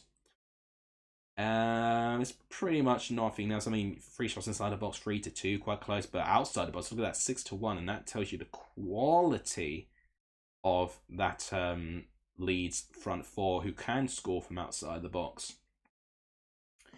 Tackles wise, these stats are going to be led by Mill because they've had more defending to do. So, yeah, pretty clear that Leeds are looking definitely the favourite to win. In terms of subs, we'll go. There's very few I would take off. Maybe Gruev could go off. And maybe Firpo because he's on a yellow card, potentially. I'd like to see Charlie Cresswell play against his former club. Connor Roberts, I think, could be a good replacement at fullback. Anthony and James I'd also like to see, and I think we will see Bamford go off for Pirro at some point as well. Now, Mill, we've got it all to do. So what would I do if I was Neil Harris here? Leonard, I've barely noticed. I wouldn't make too many defensive substitutions, but I would be interested to give Romain Esse and Duncan Watmore some minutes. I also think Ryan Longman for the wide areas could do a good job. Maybe put him on for Honeyman. Yeah, I definitely want to see... maybe Obafemi might be more likely to go off, but yeah, again, Zion Fleming has been given a booking. It's hard to say, but I definitely want to see Watmore leading the attack for Millwall here. So, a couple of things I probably would do in that situation here. Yeah, so that's one thing you notice. Yeah, I do have a Gmail account, but do I use it really? No, I typically use my work email more, honestly. Do you know the 94-95 Division 2, there were 5 teams relegated? Really? And I tell you, that's probably down to reorganising the football pyramid.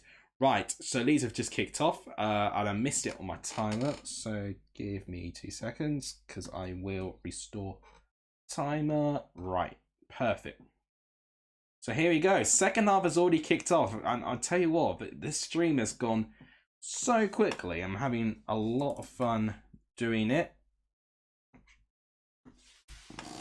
All right. Thanks to the 6 of you still around here. Are we going to see more of the same for Leeds, or could we see Millwall potentially get a result? Once again, guys, thank you so much for watching. I did put 50 likes there, but I don't think we're going to get it. The streams don't typically really amass a lot of attention. This could be a chance for Leeds. Oh, good defending in the end. By Billy Mitchell there, actually. Bit desperate in the end. Oh, I tell you what, the way that Ellen Road's designed, you've got like one patch of grass that's really exposing in the sun, and you've got one that's in complete pitch darkness. And that's where Leeds are attacking from at the moment. Nonto to Somerville. Here's Kamara. Rutter, who's up against Norton Cuffy. And it looks like a throne's been awarded to Leeds.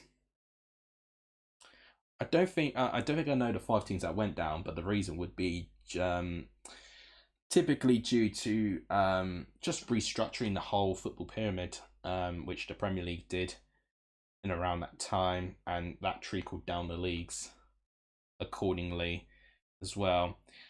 My afternoon is great, Emily. Thanks for asking. How is yours? It's going fine, actually. You know, I'm enjoying watching the football. It's been a lot of fun so far. Seeing Chelsea go through was nice. The prospect of Chelsea playing against Coventry is also quite exciting as well. Potentially, not confirmed yet, but it's exciting. And I'm hoping for a good second half. I mean, we had one quality goal from Nonto. There's not really anything I would prefer, but obviously, for the fact that I work in Ipswich, I hope for the best for Ipswich purposes. So Leeds winning is definitely not helpful for Ipswich, but in my mindset, I've looked at the current state of affairs that Ipswich, if they're going to catch anyone, they're going to have to try and catch Leicester, because I do see Leeds going on a really good streak at the moment, and I see Leicester more likely to drop some points along the way. Matt reality needs to happen. Well, we'll see. We'll see what happens there. Matt actually drops me a message actually when I donated to his last stream, so we'll see if we can get something sorted. Right, here's Furpo, Kamara. Ooh. Ball given away quite cheaply there. Second half, not really much to comment on really at the moment, but to be fair, that's kind of like how it was in the first half as well. Just gotta wait for the game to flow. We could potentially see some substitutions, some fresh pair of legs going onto the pitch, and then we'll see more quality. But at the moment, yeah, Mill barely touched the ball. They really haven't. Emily's going for 3-2 Millwall. You're one of the very few people who have predicted a Millwall win, and honestly, for Ipswich purposes, that would be a great result. Blue Terry needs 3 more goals. I need 2 more Leeds goals for my prediction to be satisfied. Could happen. If Leeds score again, then you just think how many goals Leeds are going to score. But the longer it stays 1-0, you wouldn't be against Millwall potentially trying to nick something. Rutter's trying to lead the attack. It's well defended in the end. I wouldn't say Millwall are hanging on, but it's definitely, in terms of the way that they're on the ball, it's definitely looking pretty much one-way traffic at the moment. And if there's any team that is going to score, it's really going to be Leeds at the moment, because Millwall have not even been in Leeds' penalty box yet in this half, whereas Leeds have been in Millwall's box a couple of times. Somerville trying to find Furpo. Furpo's been pretty good at his role at fullback in this game. Somerville to Furpo again. Back to Kamara. Somerville with a bit of space here could pull a shot, and it's a free kick awarded to Leeds just outside the box. That could be a good opportunity, and it's Ryan Leonard, who I barely noticed. Yeah, not a good tackle from Ryan Leonard there. He has conceded a free. Yeah, he doesn't even get the ball. Oh, it's a poor tackle by Ryan Leonard. Yeah, he's not having a great game, sadly for him. So free kick to Leeds, literally just outside the penalty box. So this could be a good opportunity for Leeds to get that second. Blue Terry is a bit nervous for the game against Coventry. Yeah, it's not ideal with Sorba Thomas being suspended. You need to appeal for that second yellow. Absolutely, you need to appeal for that. I think the first one for dissent, I mean, that's just down to Sorba Thomas losing his head. But the second one maybe could be one that they could appeal. And if they do get it accepted, potentially, maybe he can then be available. But, you know, with Sorba Thomas being, I think, one of, if not your best player this season, you need to do all you can to get him back. Right, it's Somerville who's stepping up for the free kick. It is literally almost right on the edge of the penalty box. Almost, I would say almost like a penalty, but you have got a massive wall to contend with. Somerville, it's a poor free kick. It's straight at Sarkic. It doesn't really make him challenge at all. It's very anticlimactic, that. If that went towards a corner, maybe that would have been better. Oh, excuse me. Got an itchy nose. Millwall having a bit of the ball, but again, losing it very cheaply. Leeds have definitely made things very difficult for Millwall to get their counter-attacking football into play. So the only other game that I've got to actually pay attention to is the FA Cup game now, where, if I'm right, it is 1-1. It's an equaliser for Liverpool just before half-time. Alexis McAllister with the goal. I tell you what a clutch player McAllister has been for Liverpool. Wow. If we don't appeal, we won't be able to cope with his pace. Yeah, Coventry's going to be tough. Coventry will be a tough team. They are chasing for top 6 currently, and they really cannot afford to drop any points. What am I doing this evening? Well, I've got not much, really. I've got potentially the rest of the prediction league to do. My brother is coming back from Cambridge. He studies at Cambridge, so he will be back this evening. Right, it looks like Leeds have got a free kick. Is that yellow? It's another yellow card for Millwall. And it's to Ryan Leonard. I mean, the warning sign was there. He did a terrible tackle to concede the first free kick. That one, again, doesn't... He takes Somerville out before he does get a good connection on the ball. Let's see. Yeah, it doesn't get the ball, but he gets contact on the ball for the follow-through. It's not a great tackle, and Leonard is booked as a result. It's not a great game, Leonard. Yeah, so my brother is coming back from university. He's taking his girlfriend, actually. So we are going to have a dinner together, which is nice. And tomorrow he's going to be going to Austria. So my poor parents are going to have to wake up at the crack of dawn to make sure he gets to get all this. Oh, the free kick looked all right, but no, it's comfortably saved by Sarkic. Sorry about that. So yeah, we got a nice dinner to look forward to. I think it's going to be like a roast dinner, which is always exciting. And then rest of the week, it's going to be back to full-time work. You know, I don't do streaming and videos, you know, every day. I did when it was the pandemic, but now I've got a full-time job. It's pretty impossible now. In fact, what I do need to do, I need to submit my timesheet for one of my part-time jobs. I can't be missing out on the paycheck. Got to do that. I'll probably do that straight after this stream. Yep, so that's what I'll be doing. It's not particularly interesting, really. I've not seen, like, mates for ages. I'm supposed to be actually seeing some of the football lot next week. That's the plan. Looks like Mill got a free kick now, by the looks of things. Something happened.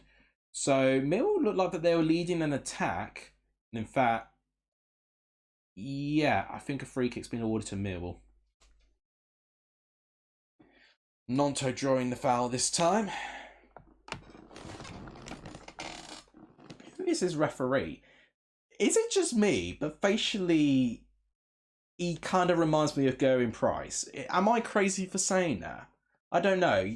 Next time you see the camera pan onto the referee, tell me if I'm crazy, if I think something facially it looks a bit similar to Gerwyn Price. Just a little bit of Gerwyn Price, but with a distinct jawline, basically, because I don't really see Price having. Oh my gosh! Okay, I need to go back to Old Trafford, because as if by magic, within a period of 3 minutes, Liverpool have completely turned it around just before half time.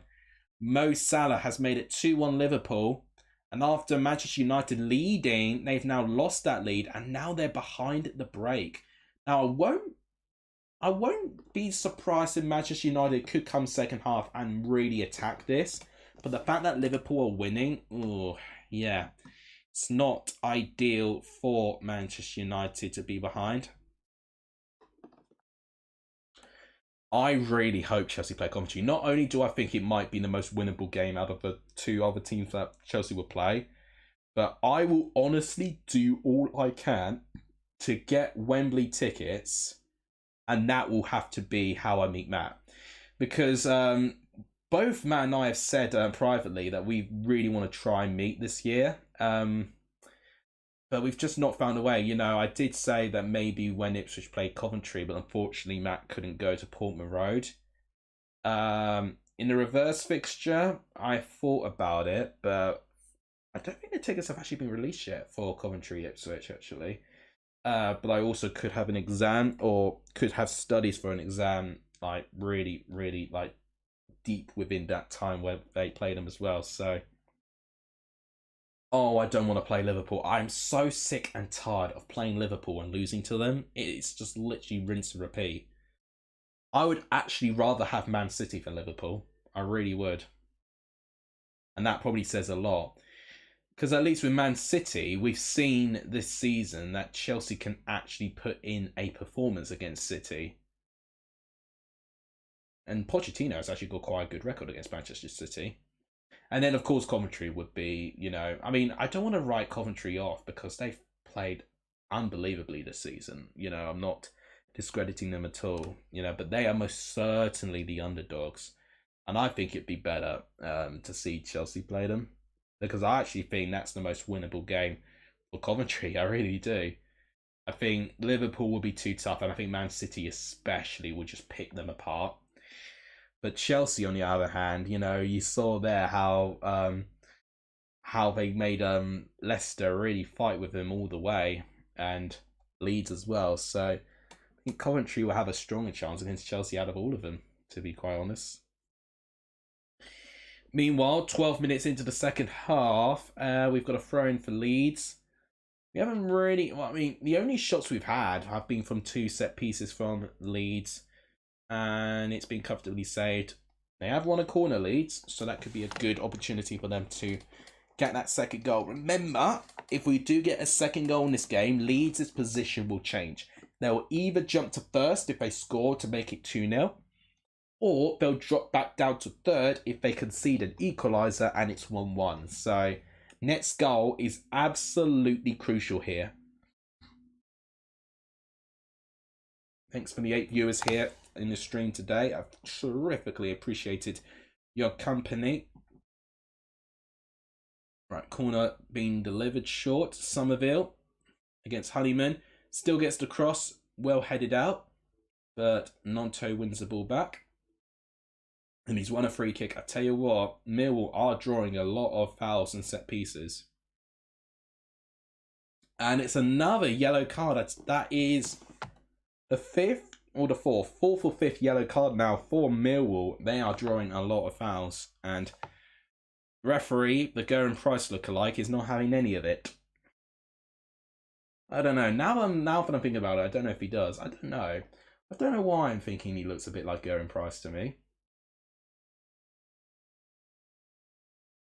If you love your darts fans, you'll know who I'm referring to.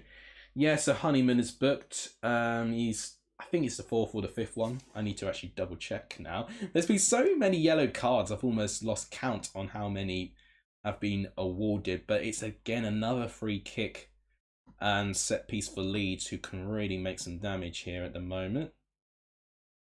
Free kick. Rodon wins the header, I think.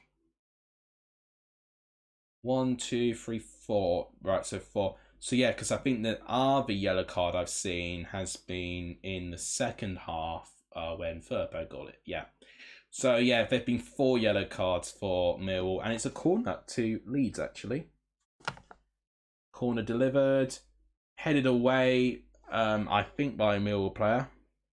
Out of play, and it's another corner.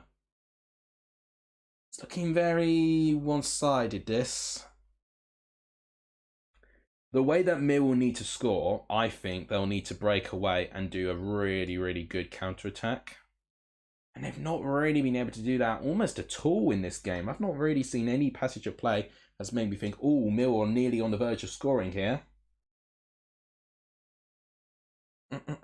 Clubs need to do well in Euro to push up the UEFA ranking. Yeah, that's right. I heard actually that Scotland are nearly losing their only Champions League place.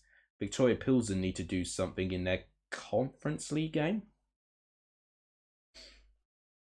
They really, really do, because group stage wise in the Championship, the teams didn't. Well, Newcastle, Manchester United didn't really feel the glory for English clubs. But to be fair, Arsenal, Man City now getting to the quarterfinals has really helped things.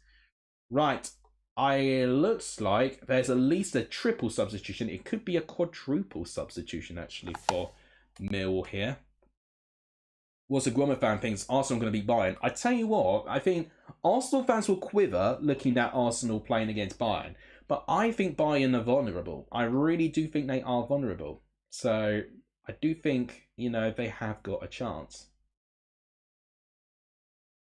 So play's momentarily stopping because we've got a lot of substitutions going on for Millwall. So I'm going to have a good job trying to read all of these names. Right.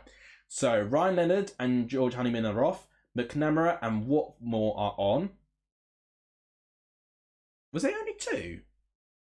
It can't have only been 2. Really? It looked like there was 3 players there. No, because I could swear... Yeah, I did say Watmore came on, didn't I? Because I definitely saw him being substituted on. Looked like there was 3. Oh, this could be a chance to open Femi. Oh, a heavy touch means he loses a chance and Leeds recover. Somerville manages to clear it. Very, very brief moment of fear for Leeds there, but again, they've been so comfortable at dealing with defensive situations. They really have. Yeah, I've only been told 2 substitutions here. Harry Kane doesn't have a good record playing against Arsenal at Emirates. That's one thing to be mindful about. Bayern fans are banned. Are they really? I've not known about this. What's happened with Bayern Munich fans this season? This is new information for me. I did not know this. Okay, Millwall trying to lead out a counter-attack. Here's Saville. Norton Cuffy. This could be an opportunity. Cross comes in. There's no orange shirt in the box, so it has gone to waste, that attack. And yeah, so it was a quadruple substitution. So the 2 other players were off. Mitchell, Norton Cuffy off, and Casper De Noort and Ryan Longman are on, actually. So it was a quadruple substitution. So it wasn't crazy. It was a quadruple substitution. But Sky took about 5 minutes in between to show off the 2 other subs. So Honeyman, Mitchell, Norton Cuffy, and Leonard are off. 2 of them with yellow cards. The players that went on are McNamara, Longman, Casper De Noort, and Duncan Watmore. Pretty attacking substitutions, actually. I was not made aware of Bayern Munich fans being banned from Emirates. I don't know if it's something that I should have known, but I've not been aware of what's going on there in the Bundesliga and Bayern Munich. So we are in the 64th minute, still 1-0 Leeds. It is still only second place Leeds find themselves. 1 more goal for Leeds will find them in first. A goal for Millwall will drop them back down to 3rd. Here's, a shot by Ryan Longman, who I think has made a good impact since he's come on the pitch for Millwall. The first time Millwall actually get into some pretty good space. But they don't hit the target. Oh, they should be hitting the target from there. That's poor from Ryan Longman. There's Dan James. So the guy that I've captained in my Gaffer team is finally coming on. Right. He's finally going to get me some much needed points. Because I've used one of my boosts as well. In fact, I didn't show my Gaffer team at half time. I'll do it right at the end. Oh yeah, they absolutely do. If they leave Bayern Munich still in the game, Bayern Munich have got the experience just to play the long game with them. Oh, what a save! Oh my god, what a double save by Sarkic! I was about to talk about that attack, but it happened so quickly. Again, Junior Firpo, really, really effective going forward, leading the attack. Puts the perfect square ball. Sarkic with a double save. Unbelievable. Hope they show a replay because I actually needed to talk through the whole thing. But it is again brilliant, intelligent play by Firpo. But Sarkic with 2 big saves. Here is Somerville. Nonto, he can score from there. I saw it. Referee's played it on. He's giving it to Millwall's advantage. Saville, and he's passing it back to Sarkic. He boots the ball away. Obafemi doesn't get past Ampadu. Ampadu's had a great game, I gotta say. I think that's Duncan Watmore here. Casper Denor. Shot deflected and just wide. I think it's a corner to Millwall, actually. Let's see this again. So Firpo with the square ball. It is Rutter with the shot. It's straight at Sarkic. Then Rutter again shoots it towards goal. It hits Sarkic's leg and comes off the post. Oh my goodness. So Rutter twice nearly scores there. We've made it to the 67th minute now. I think, yeah, Millwall do have a corner. They've not had many corners. So any set piece opportunity, Millwall really should be taking advantage of it. If you're wondering why Matt is not here, he's currently preparing his stream for the Champions League, FA Cup semi-final draw. Oh, this could be a chance for Millwall. Meslier misses it. Shot. Oh, it's a bit of a scramble and it's just wide. Oh my gosh, that's the closest Millwall have come to scoring here. That's the one bit of panic I saw in that back line. So Meslier doesn't get the ball. Shot comes in. Oh, Joe Rodon does very, very well to block it. Meslier might have had that covered if Rodon even wasn't there, but it's a great block by Rodon. Oh my gosh. Had he just completely whacked it with height and pace, that could have been the goal that Mill have been searching for in the past couple of minutes. Nonto's coming off the pitch, who's the only one who has scored in this game, actually. I was going to say, the reason why Matt's not here is because he's preparing his stream for the FA Cup semi-final draw. So we'll find out if Coventry have Chelsea or Manchester United or Liverpool or Man City. So Nonto's coming off and Dan James is coming on the pitch. So he'll be able to score some points for my Gaffer team for about 22 minutes. A goal could help, but again, a goal won't be good for Ipswich, but it'll be good for Leeds because it means they'll overtake Leicester. Nonto's looking very, very happy with himself there. Why wouldn't he? He's scored the only goal in this game. His goal is the reason that this game is in Leeds' favour currently.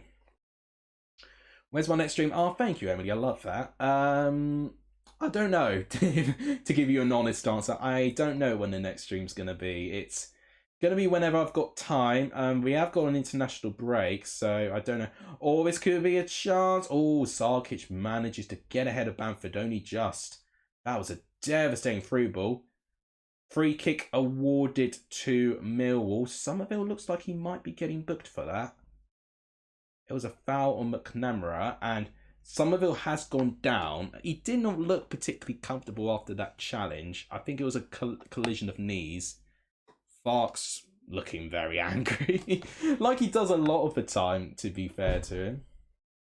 Let's see this again. It's Matt Namara who tries to lead a counter-attack. I mean, it's basically knee on knee. Definitely on the fault of Somerville, because he just basically blocks McNamara going through, the rest of the pitch by extending his leg out.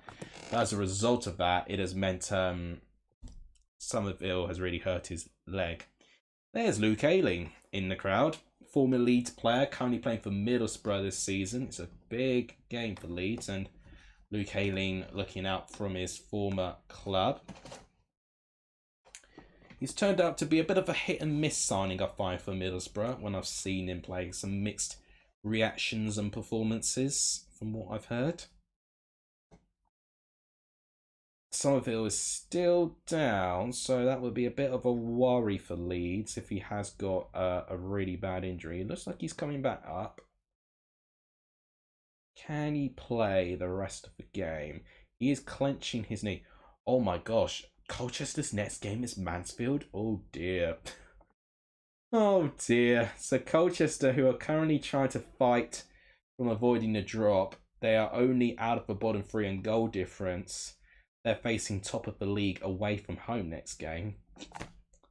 I don't have much hope. I really don't. I really don't. If you're wondering, I'm an Essex local lad, so any of the Essex sides I'm going to be watching and keeping my eye on them. Yeah, they do. They have the Cowley Brothers, but then you'd arguably say, oh, this could be a chance. Oh, good save by Melier. Wow, Obafemi, with a little bit of space. It almost like Leeds switched off when he had the ball. It was a good save by Melier in the end. Okay, Millwall are now starting to get a little bit of space, which I think has helped with the quadruple substitution. I think it's added some fresh legs into that Millwall squad.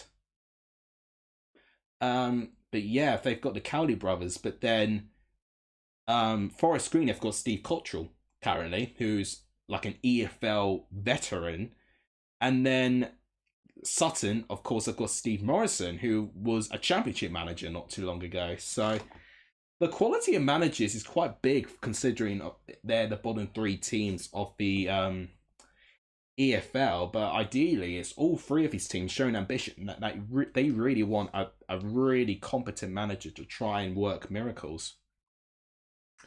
Blue Terrier, you know that's an absolute lie.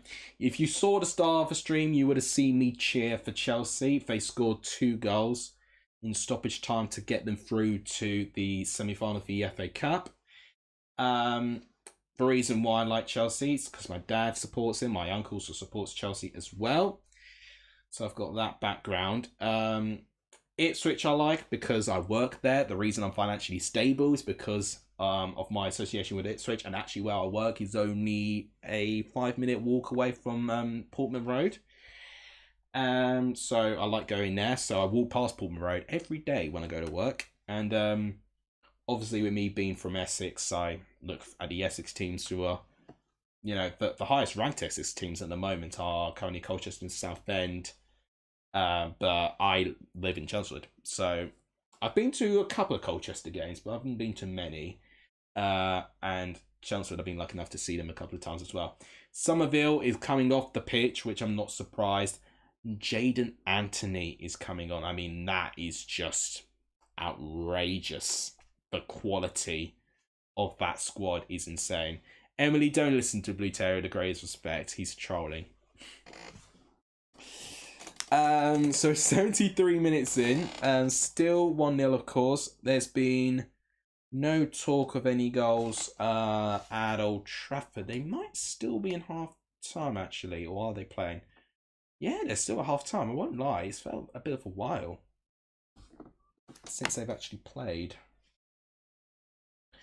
So yeah, when this game ends, we'll be able to see a decent bit of the game left for Mill. Right, referee's playing on. Mill having a bit of a spell at the moment, so Leeds are looking a little bit comfortable trying to keep a 1-goal lead. They're not really gunning for that second, which surprises me considering they'll be first place if they do get that second. Although it could be to Mill's credit that they've improved. Obafemi's got a chance here. He's taking too long on the ball and he slices it over the goal. My gosh. It's so frustrating where you do see some good quality there. It came with a bit of luck, I would say. But yeah, Obafemi just spends too much time on the ball. It's good defending, I've got to say, actually. Rodon tries to go for the tackle. And Archie Gray does well, actually. And Ampadu comes to his rescue. He does really well there, Archie Gray. Ignore Blue Terrier. No, it's alright, Emily. It happens. Blue Terrier's trying to spread some ugly rumours. Right. Free kick. Goal kick. My apologies. Taken by Melier. And Millwall back on the ball, although it's won back very quickly by Leeds. Tell you what, that Jaden Anthony substitution could have been really crucial there. He's looking very, very up for this. Obafemi, with a very poor pass, does not even get anywhere close to Casper Denor, and it's collected by Melier. You want Leeds to score another goal and Mill to score back, so you've gone for 2-1 Leeds. Yeah, I've gone for a clean sheet. I just don't see that defense conceding goals. They've been really good at the back recently, and the fact that they've got the quality of their attacking players, they've just got the full package, haven't they? They really do. It's been a shame that there's been no goals in the second half, but we've got just under 15 minutes plus stoppage time before the end of the game. In fact, we actually might be a. I'll tell you what I might do. When does Matt stream? We might do a mini raid, and I'm gonna say a mini raid because there's only 7 of us. Oh, there's gonna be a chance for 2. Oh, Bamford with a miss. It's a good passage of play. I think it may be Tanganga who might have got a very crucial touch. Let's see. Dan James with a perfect through ball. Well, no, it's not Dan James, but Dan James does the square ball. And no, yeah. So Bamford with a shot, but Tanganga manages to get a very crucial interception from that shot, and has won Leeds a corner. I'll look at the yellow card, Blue Terrier, when I can. I just want to see when Matt is live, because we might be able to do something which I don't do a lot, which is to raid another channel. Oh, is it going? Oh, it's slightly wide. When's he live? He is live at 5 o'clock, which is 20 minutes time, and this game ends in 13 minutes. Okay, that actually might be. No, it's not. Yeah, okay, so that is perfect timing, actually. So we'll do a raid, because we've not done one. Have we ever done? I feel like we have raided people before, but we've not raided them often, because a lot of the time the timings just don't work. But this is one of the rare times where the timings do work, actually. Oh, Emily, yeah, school is not fun. Talking from experience.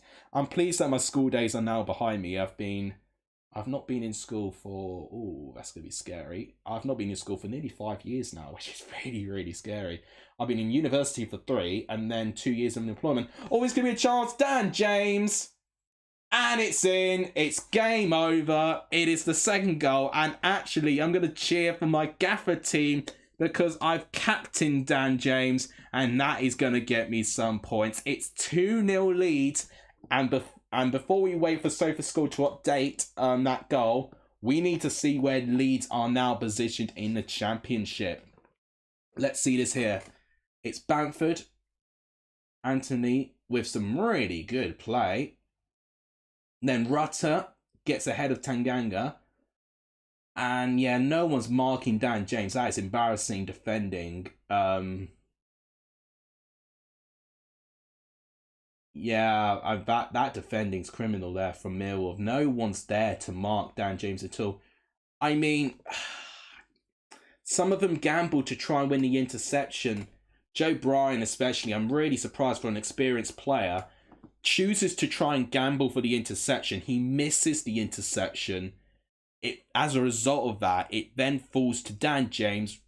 He has all the time in the world. He literally had the ball to his feet for about 3-4 seconds before he eventually shot. Very, very messy goal because it took a couple of deflections on the way in, but it will be Dan James's goal. And this is the moment that I have been waiting for pretty much all season. Leicester have been dethroned as leaders of the pack, because as you can see, Leeds are now top of the Championship on goal difference. Oh my God, that is unbelievable. And right now, look at that, only 1 point from third. This season is insane. And Millwall looks like they will be subject to their first defeat under Neil Harris, but they'll be very grateful that they've picked up 10 points out of 12, because now they have got a 4-point gap from the bottom 3. I wouldn't say Millwall are safe yet, but I do think it really does make things more. I mean, the attention's on Leeds today. They are now top of the Championship for the first time this season. And Leicester have officially been dethroned. Unbelievable. Oh my daisy. Wow. Unbelievable. They're panning at the Don Revy stand. Some really, I mean, look at the crowd there. Lots of Leeds fans there liking what they're seeing there. And I tell you what, this is Daniel Farke all over. Slow start in a championship season, but when his side are on a roll, they just find a way to pick up 3 points. And it's been, it's not been your routine, many chances and eventually they get their goals. Leeds, I wouldn't say have had too many shots on goal, but when they have had the ball, they've limited Mill to very, very few opportunities. I can only think of 2 moments where Millwall, maybe had they done better, they could have put Leeds to the sword. But right now, I see, the team more likely to score next will be Leeds. Because just going forward, their attack looks so cohesive. They know what they're doing. Yeah, I don't like school. I was glad when I eventually grow. Yeah, I can't get my words. I was very happy when I eventually got too old for school. In the end, I did my can't count actually. 14 years of school. Oh my goodness me! Out of absolutely nothing, Mill will nearly score. That's the closest Mill have gone to scoring. That's a great save by Meslier. What on earth happened there? He might have been in an offside position. So the fact... Oh yeah, the offside flag's gone up anyway. Okay, ignore me. That wasn't really a chance. If that gone in, that would have been a really great goal, actually. It was Matt Namaral with the header, but he was in an offside position. So full salam for Leeds. Gatsby, are you actually going to say hello to everyone? Am I going to have to physically carry the camera? I'm not going to pick you up because you bloody kill me if I try to carry you. Yeah, well, I've got a clean sheet sorted, so I'm definitely going to get at least 1 point for my prediction, but 1 more goal will give me 3, which is quite exciting. Because I do see Leeds being the more likely team to score. Although Mill have now got a free kick, so not ideal for Leeds if they're looking for a third. Although Leeds have now got their 2nd goal. They've now done what they needed to now be top of the championship. So I think now they'll be very satisfied with that. Oh, so you've gone for 3-1 Leeds, Blue Terrier. Yeah, still quite a fair bit to go for that. So we've still got 7 minutes and stoppage time, where I think due to the fact that Somerville went down for good 5 minutes, we should see at least 5 minutes stoppage time, probably more, to be fair. Free kick delivered from Mill there by Saville. It's well defended, actually, by Firpo. Tries to deliver the ball to Dan James. It is well intercepted. And Mill now in possession of the ball. Sorry, my nose is always really itchy. It's really irritating. Wasworth fan went for 2-1. Okay, so a couple of us are close for getting our scores correctly there. Millwall are currently in possession of the ball.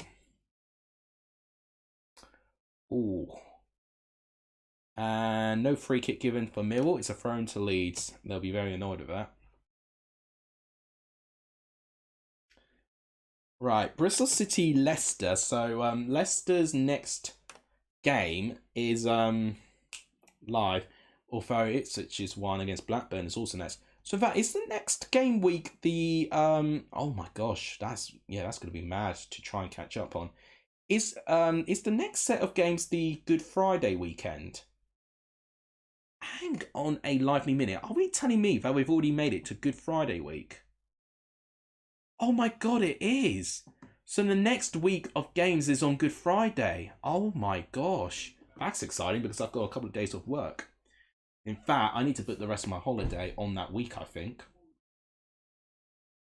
Yeah, I think I need to book some days off from work. I've not done so yet, which is quite naughty of me, but I need to. So yeah, the 29th, which is Friday. And then we've got ones like within a couple of days later, starting on the 1st of April, where Leicester have got Norwich, but also Ipswich have got Southampton. Oh, yikes, yikes. And then it's only 4 days after that when the next game week is. which is game week 41. Shot, and it's caught by Melier. Yeah, he made that look very easy there. In fact, on the game week 41, I actually think is Leeds' toughest game in the run-in, which is an away day against Coventry. But on that very same week, Ipswich have got Norwich away. So, unfortunately, it swings and roundabouts, really. It's really just down to which team can cope with their run-in better. And quite honestly, I do see Leeds having the nicest batch of games leading up to it. Ipswich still have Coventry to play as well. Where Coventry have beaten Leicester, so they will be a very tough side. Yeah, so this is going to be really exciting, actually. I feel like I will be doing a video breaking down promotion, top 6, relegation, the favourites to go up and down from that. With that, I've got 12 days. Oh, my brother's making noise. Oh, there's going to be a chance for Millwall. Obafemi still on the ball. And then, okay, they're still on the ball here. McNamara, and he's overhit the ball. That's a good opportunity missed. Now Watmore's got to be very careful there because the fans were giving him something and Watmore was just staring down the crowd. I wouldn't do that if I were you. The last thing you want to do... Ooh, is he? That's a very tight offside call, I've got to be honest. But no one was suspicious on it, so what can they do? That's a very tight offside decision, actually. Imagine a Southampton Portsmouth derby. I tell you what, that would be quality. That would be absolutely quality. I actually kind of want that to happen now because I do think, I mean, Sheffield United are going down, aren't they? But it's the question whether Sheffield Wednesday can survive because I do think Sheffield Wednesday have now have their toughest games out of the way. Now what Sheffield Wednesday need to do is use their remaining 8 games to really, really muster as much points as they can. I think 3 wins might do it out of 8, which doesn't sound too bad, actually.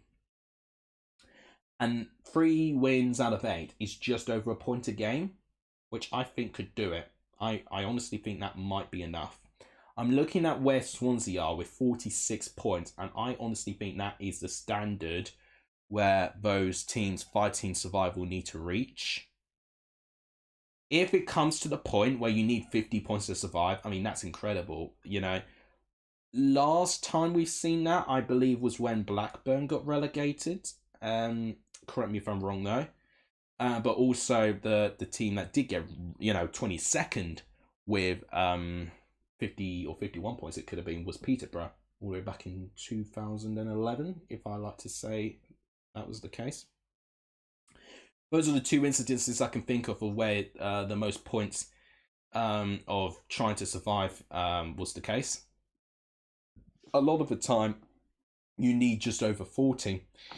But then we have seen at times where you do need to get around 46. You know, the very first season I did YouTube, the 1920 season, when you think about it, I think Charlton went down in the end with 48 points.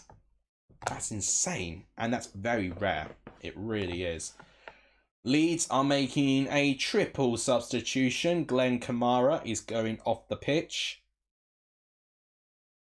I didn't get a chance to see who replaced him, though. Who else is coming off here?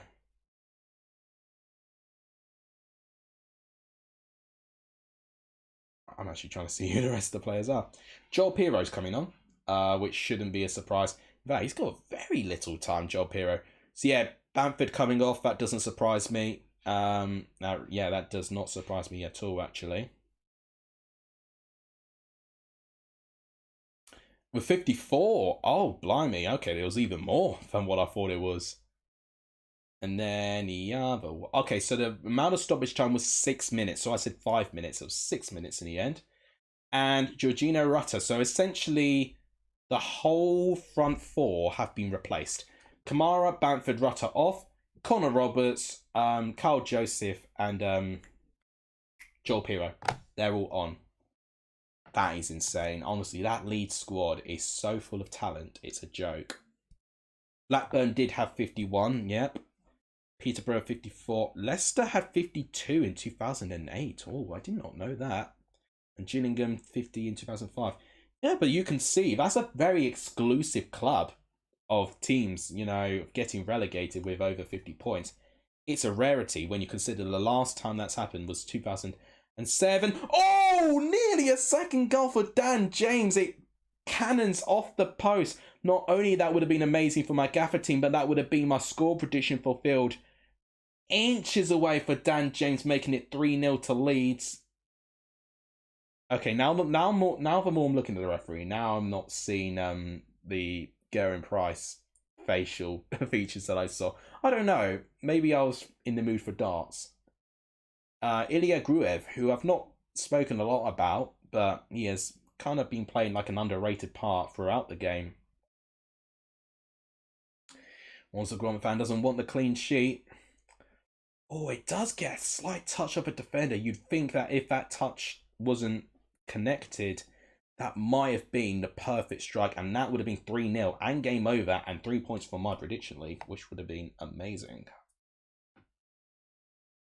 Millwall currently on the ball. 2 of the 4 minutes of added time have been fulfilled. Oh my gosh, so Matt is live in 5 minutes time. We could time this absolutely perfectly. I might wait until Matt is live before we do raid, because we've got around 9 viewers at the moment. So yeah, we've not done a raid in a long time because we've you know, a lot of the time, a lot of the channels I want to raid to are streaming at the same time as I do. But this is the rarity that we can actually raid a fellow content creator who's not streaming at the same time as me. So yeah, we'll undoubtedly do that. I'm also going to show my gaffer team before I forget as well. So a couple of things we're going to do to squeeze in that small period of time. We have got just under 3 minutes now before the end of the game. So to sum it up, it's a pretty professional performance from Leeds. 2-0, clean sheet. It's really what we've been expecting for Leeds, really. Quality goals, and it just shows the embarrassment of riches they've got in the quality of that squad. The depth is insane, and they can really rely on some really individualistic, like really good players who can really pop up. Oh, Millwall with a cross, and they've lost it. Oh, no, they've won it back.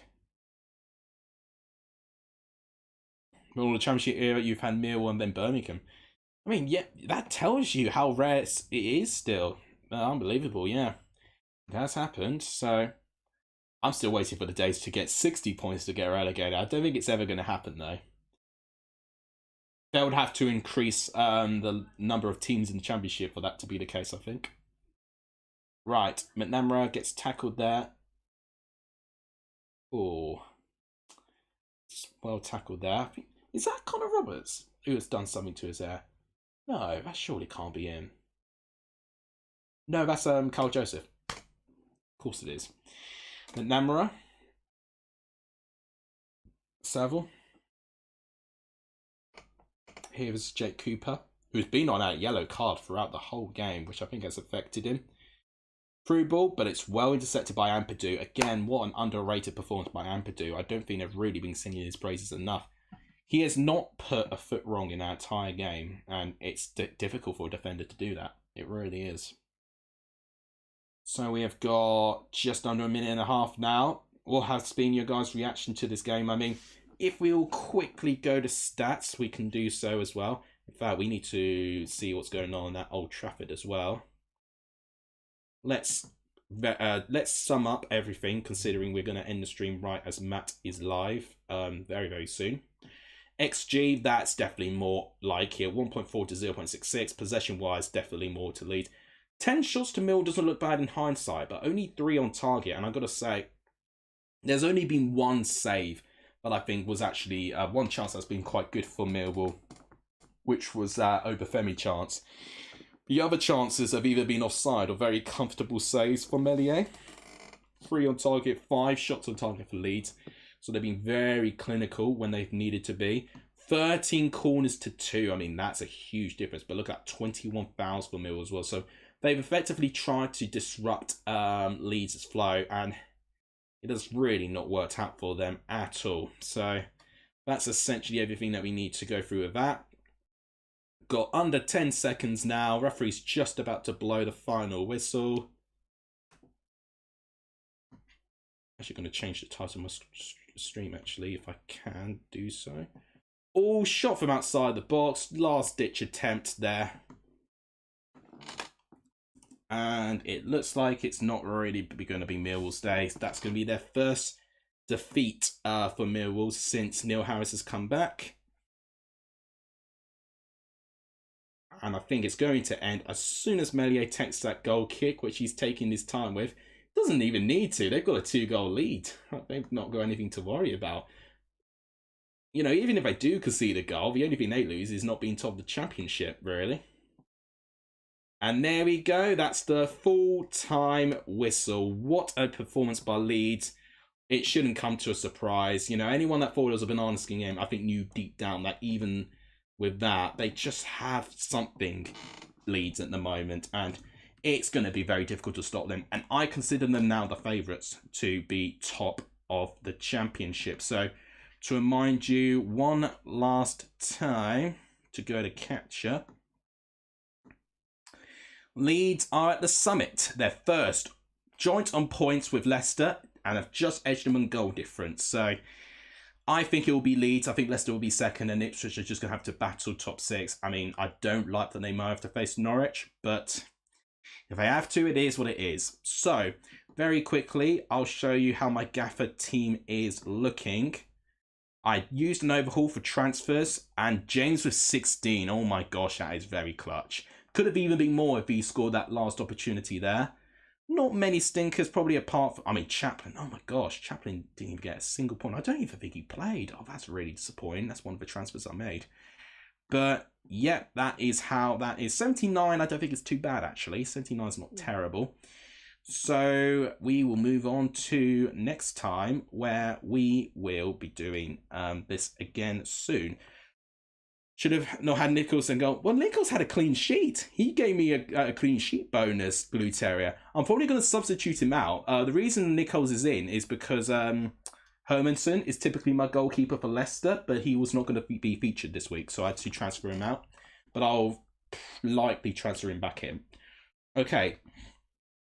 So, just very quickly before we jump onto Matt's stream, currently between Manchester United and Liverpool, still 2-1 Liverpool with 20 minutes left. And looking at that second half, it's going to be very difficult for Manchester United to get something. Although I've been proven wrong many a time before. Is Matt live? Let's find out. I don't know if he is at the moment. I'm going to wait until he's live. And when he is, we're going to raid. Okay? Because I want him to see the reaction of the raid live. So he's 2 minutes late currently, so we'll wait for a little bit. We can talk through anything that we've seen within the game and any other questions that you've got before we do jump off to support our boy. So yeah, maybe a couple of videos this week breaking down the promotion top 6. I don't know if I'm going to have time for the second yellow, but I'll definitely make a comment on it. So we've got the top 2 to break down, top 6 to break down. Then we have got the relegation as well. So we might do 3 separate videos for that. Has he changed his start time? No, he has not. He's still kept it 5 o'clock. So I think what I'm going to do is I'm going to spend maybe 1 or even 2 days making those videos, and I'm going to record them all in one, and then I am going to release 3 separate videos on it. It looks like Matt has now started to stream. There's a couple of ads at the moment, so we'll give it a little bit of time. What an incredible team Leeds are turning out to be this season. They really, really are just incredible as a whole. They will be my favourites to win, which will be the main point of conversation when they'll be doing that video on them. So we'll have to see how they fare in the Premier League if they do get promoted. But it's so close. Honestly, it's so close. And I really wouldn't put anything against more twists and turns. So Matt is officially live. So I think what I'm going to do very, very quickly, if you could just bear with me before you jump on to his stream. Oh, come on. I've got so many tabs open. How on earth can I not find one that has Matt? Hang on. Oh, come on. Where is it? Give me his live stream. I'm just going to put the link to his live stream in the chat, which I've now not got open. Oh, for crying out loud, Alex. You really are brain dead sometimes. Come on, come on, come on. Be quick, be quick, be quick. Come on. Oh my God, don't be slow now. This is literally the one time, computer, I do not want you to be slow. How can I not see the chat in front of me? Come on, hurry up. Oh, for crying out loud. Why is it so slow now? This is ridiculous. I actually cannot load my chat. Oh my gosh, why can't I see my chat? I can't actually access my chat. This is ludicrous. I cannot. Can I sign in? Come on, please. Right, there you go. So this video would take you to Matt SB. Type in hashtag, if I can find the hashtag on my keyboard, Alexis Raid. Please do that. Go to Matt's channel now and do that. I'm going to be doing that as we speak. So please, everyone, jump over to Matt SB's channel now. He is previewing the draw for the FA Cup. I'm also going to be dropping Alexis Raid. So guys, please do not let me down. I want to see some comments of Alexis Raid on Matt's chat, and then we will leave accordingly if I do see them. Supporting our fellow championship content creator, we always have each other's backs. Do I see it? I can't see his chat now. Oh my gosh, what's my computer doing? I'm going to send mine, and I'm hoping you guys are going to follow. So guys, please make sure you comment Alexis Raid. I've just sent my comment. So guys, please do so. I'm expecting my viewers to go down at least. Come on guys, make sure you're on Matt's channel and do Alexis Raid, please, and then we'll sign off. I've just done mine. Come on guys, please don't let me down because I'm not seeing anyone do it yet. Please. I'm just gonna look so awkward if it's just me. Come on, please. Oh gosh, I don't know how many of us have gone because I've not seen it. Have some of you done it? Not seen it. Oh, come on guys, please, if you've not gone on Matt's channel, please do Alexis Raid. That'll be amazing. Come on guys. Yes, Jen's there. Come on, we know what we're doing. Guys, the raid is supposed to put that comment in and no one's done it. Oh gosh. Ah, there we go. Well, one of Matt's viewers has linked my channel in. Right.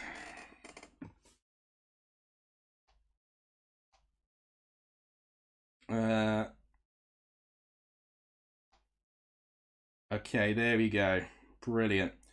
Right, I think we'll end the stream here. So, thank you guys for the brilliant stream today. We've been streaming for 2 hours, believe it or not. I am absolutely surprised it's taken this long to do so.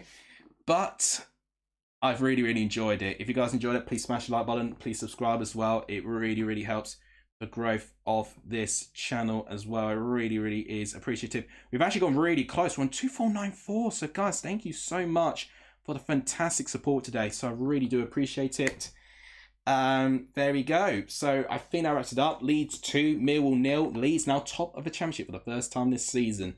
You'll see me with a couple of videos coming up in the next couple of weeks talking through the promotion, top 6 and relegation. So make sure you hit the notification button to make sure you don't miss a video. I'll see you guys very soon.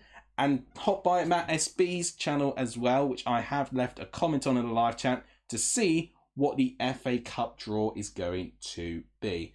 Take care, everyone, and I'll see you guys soon.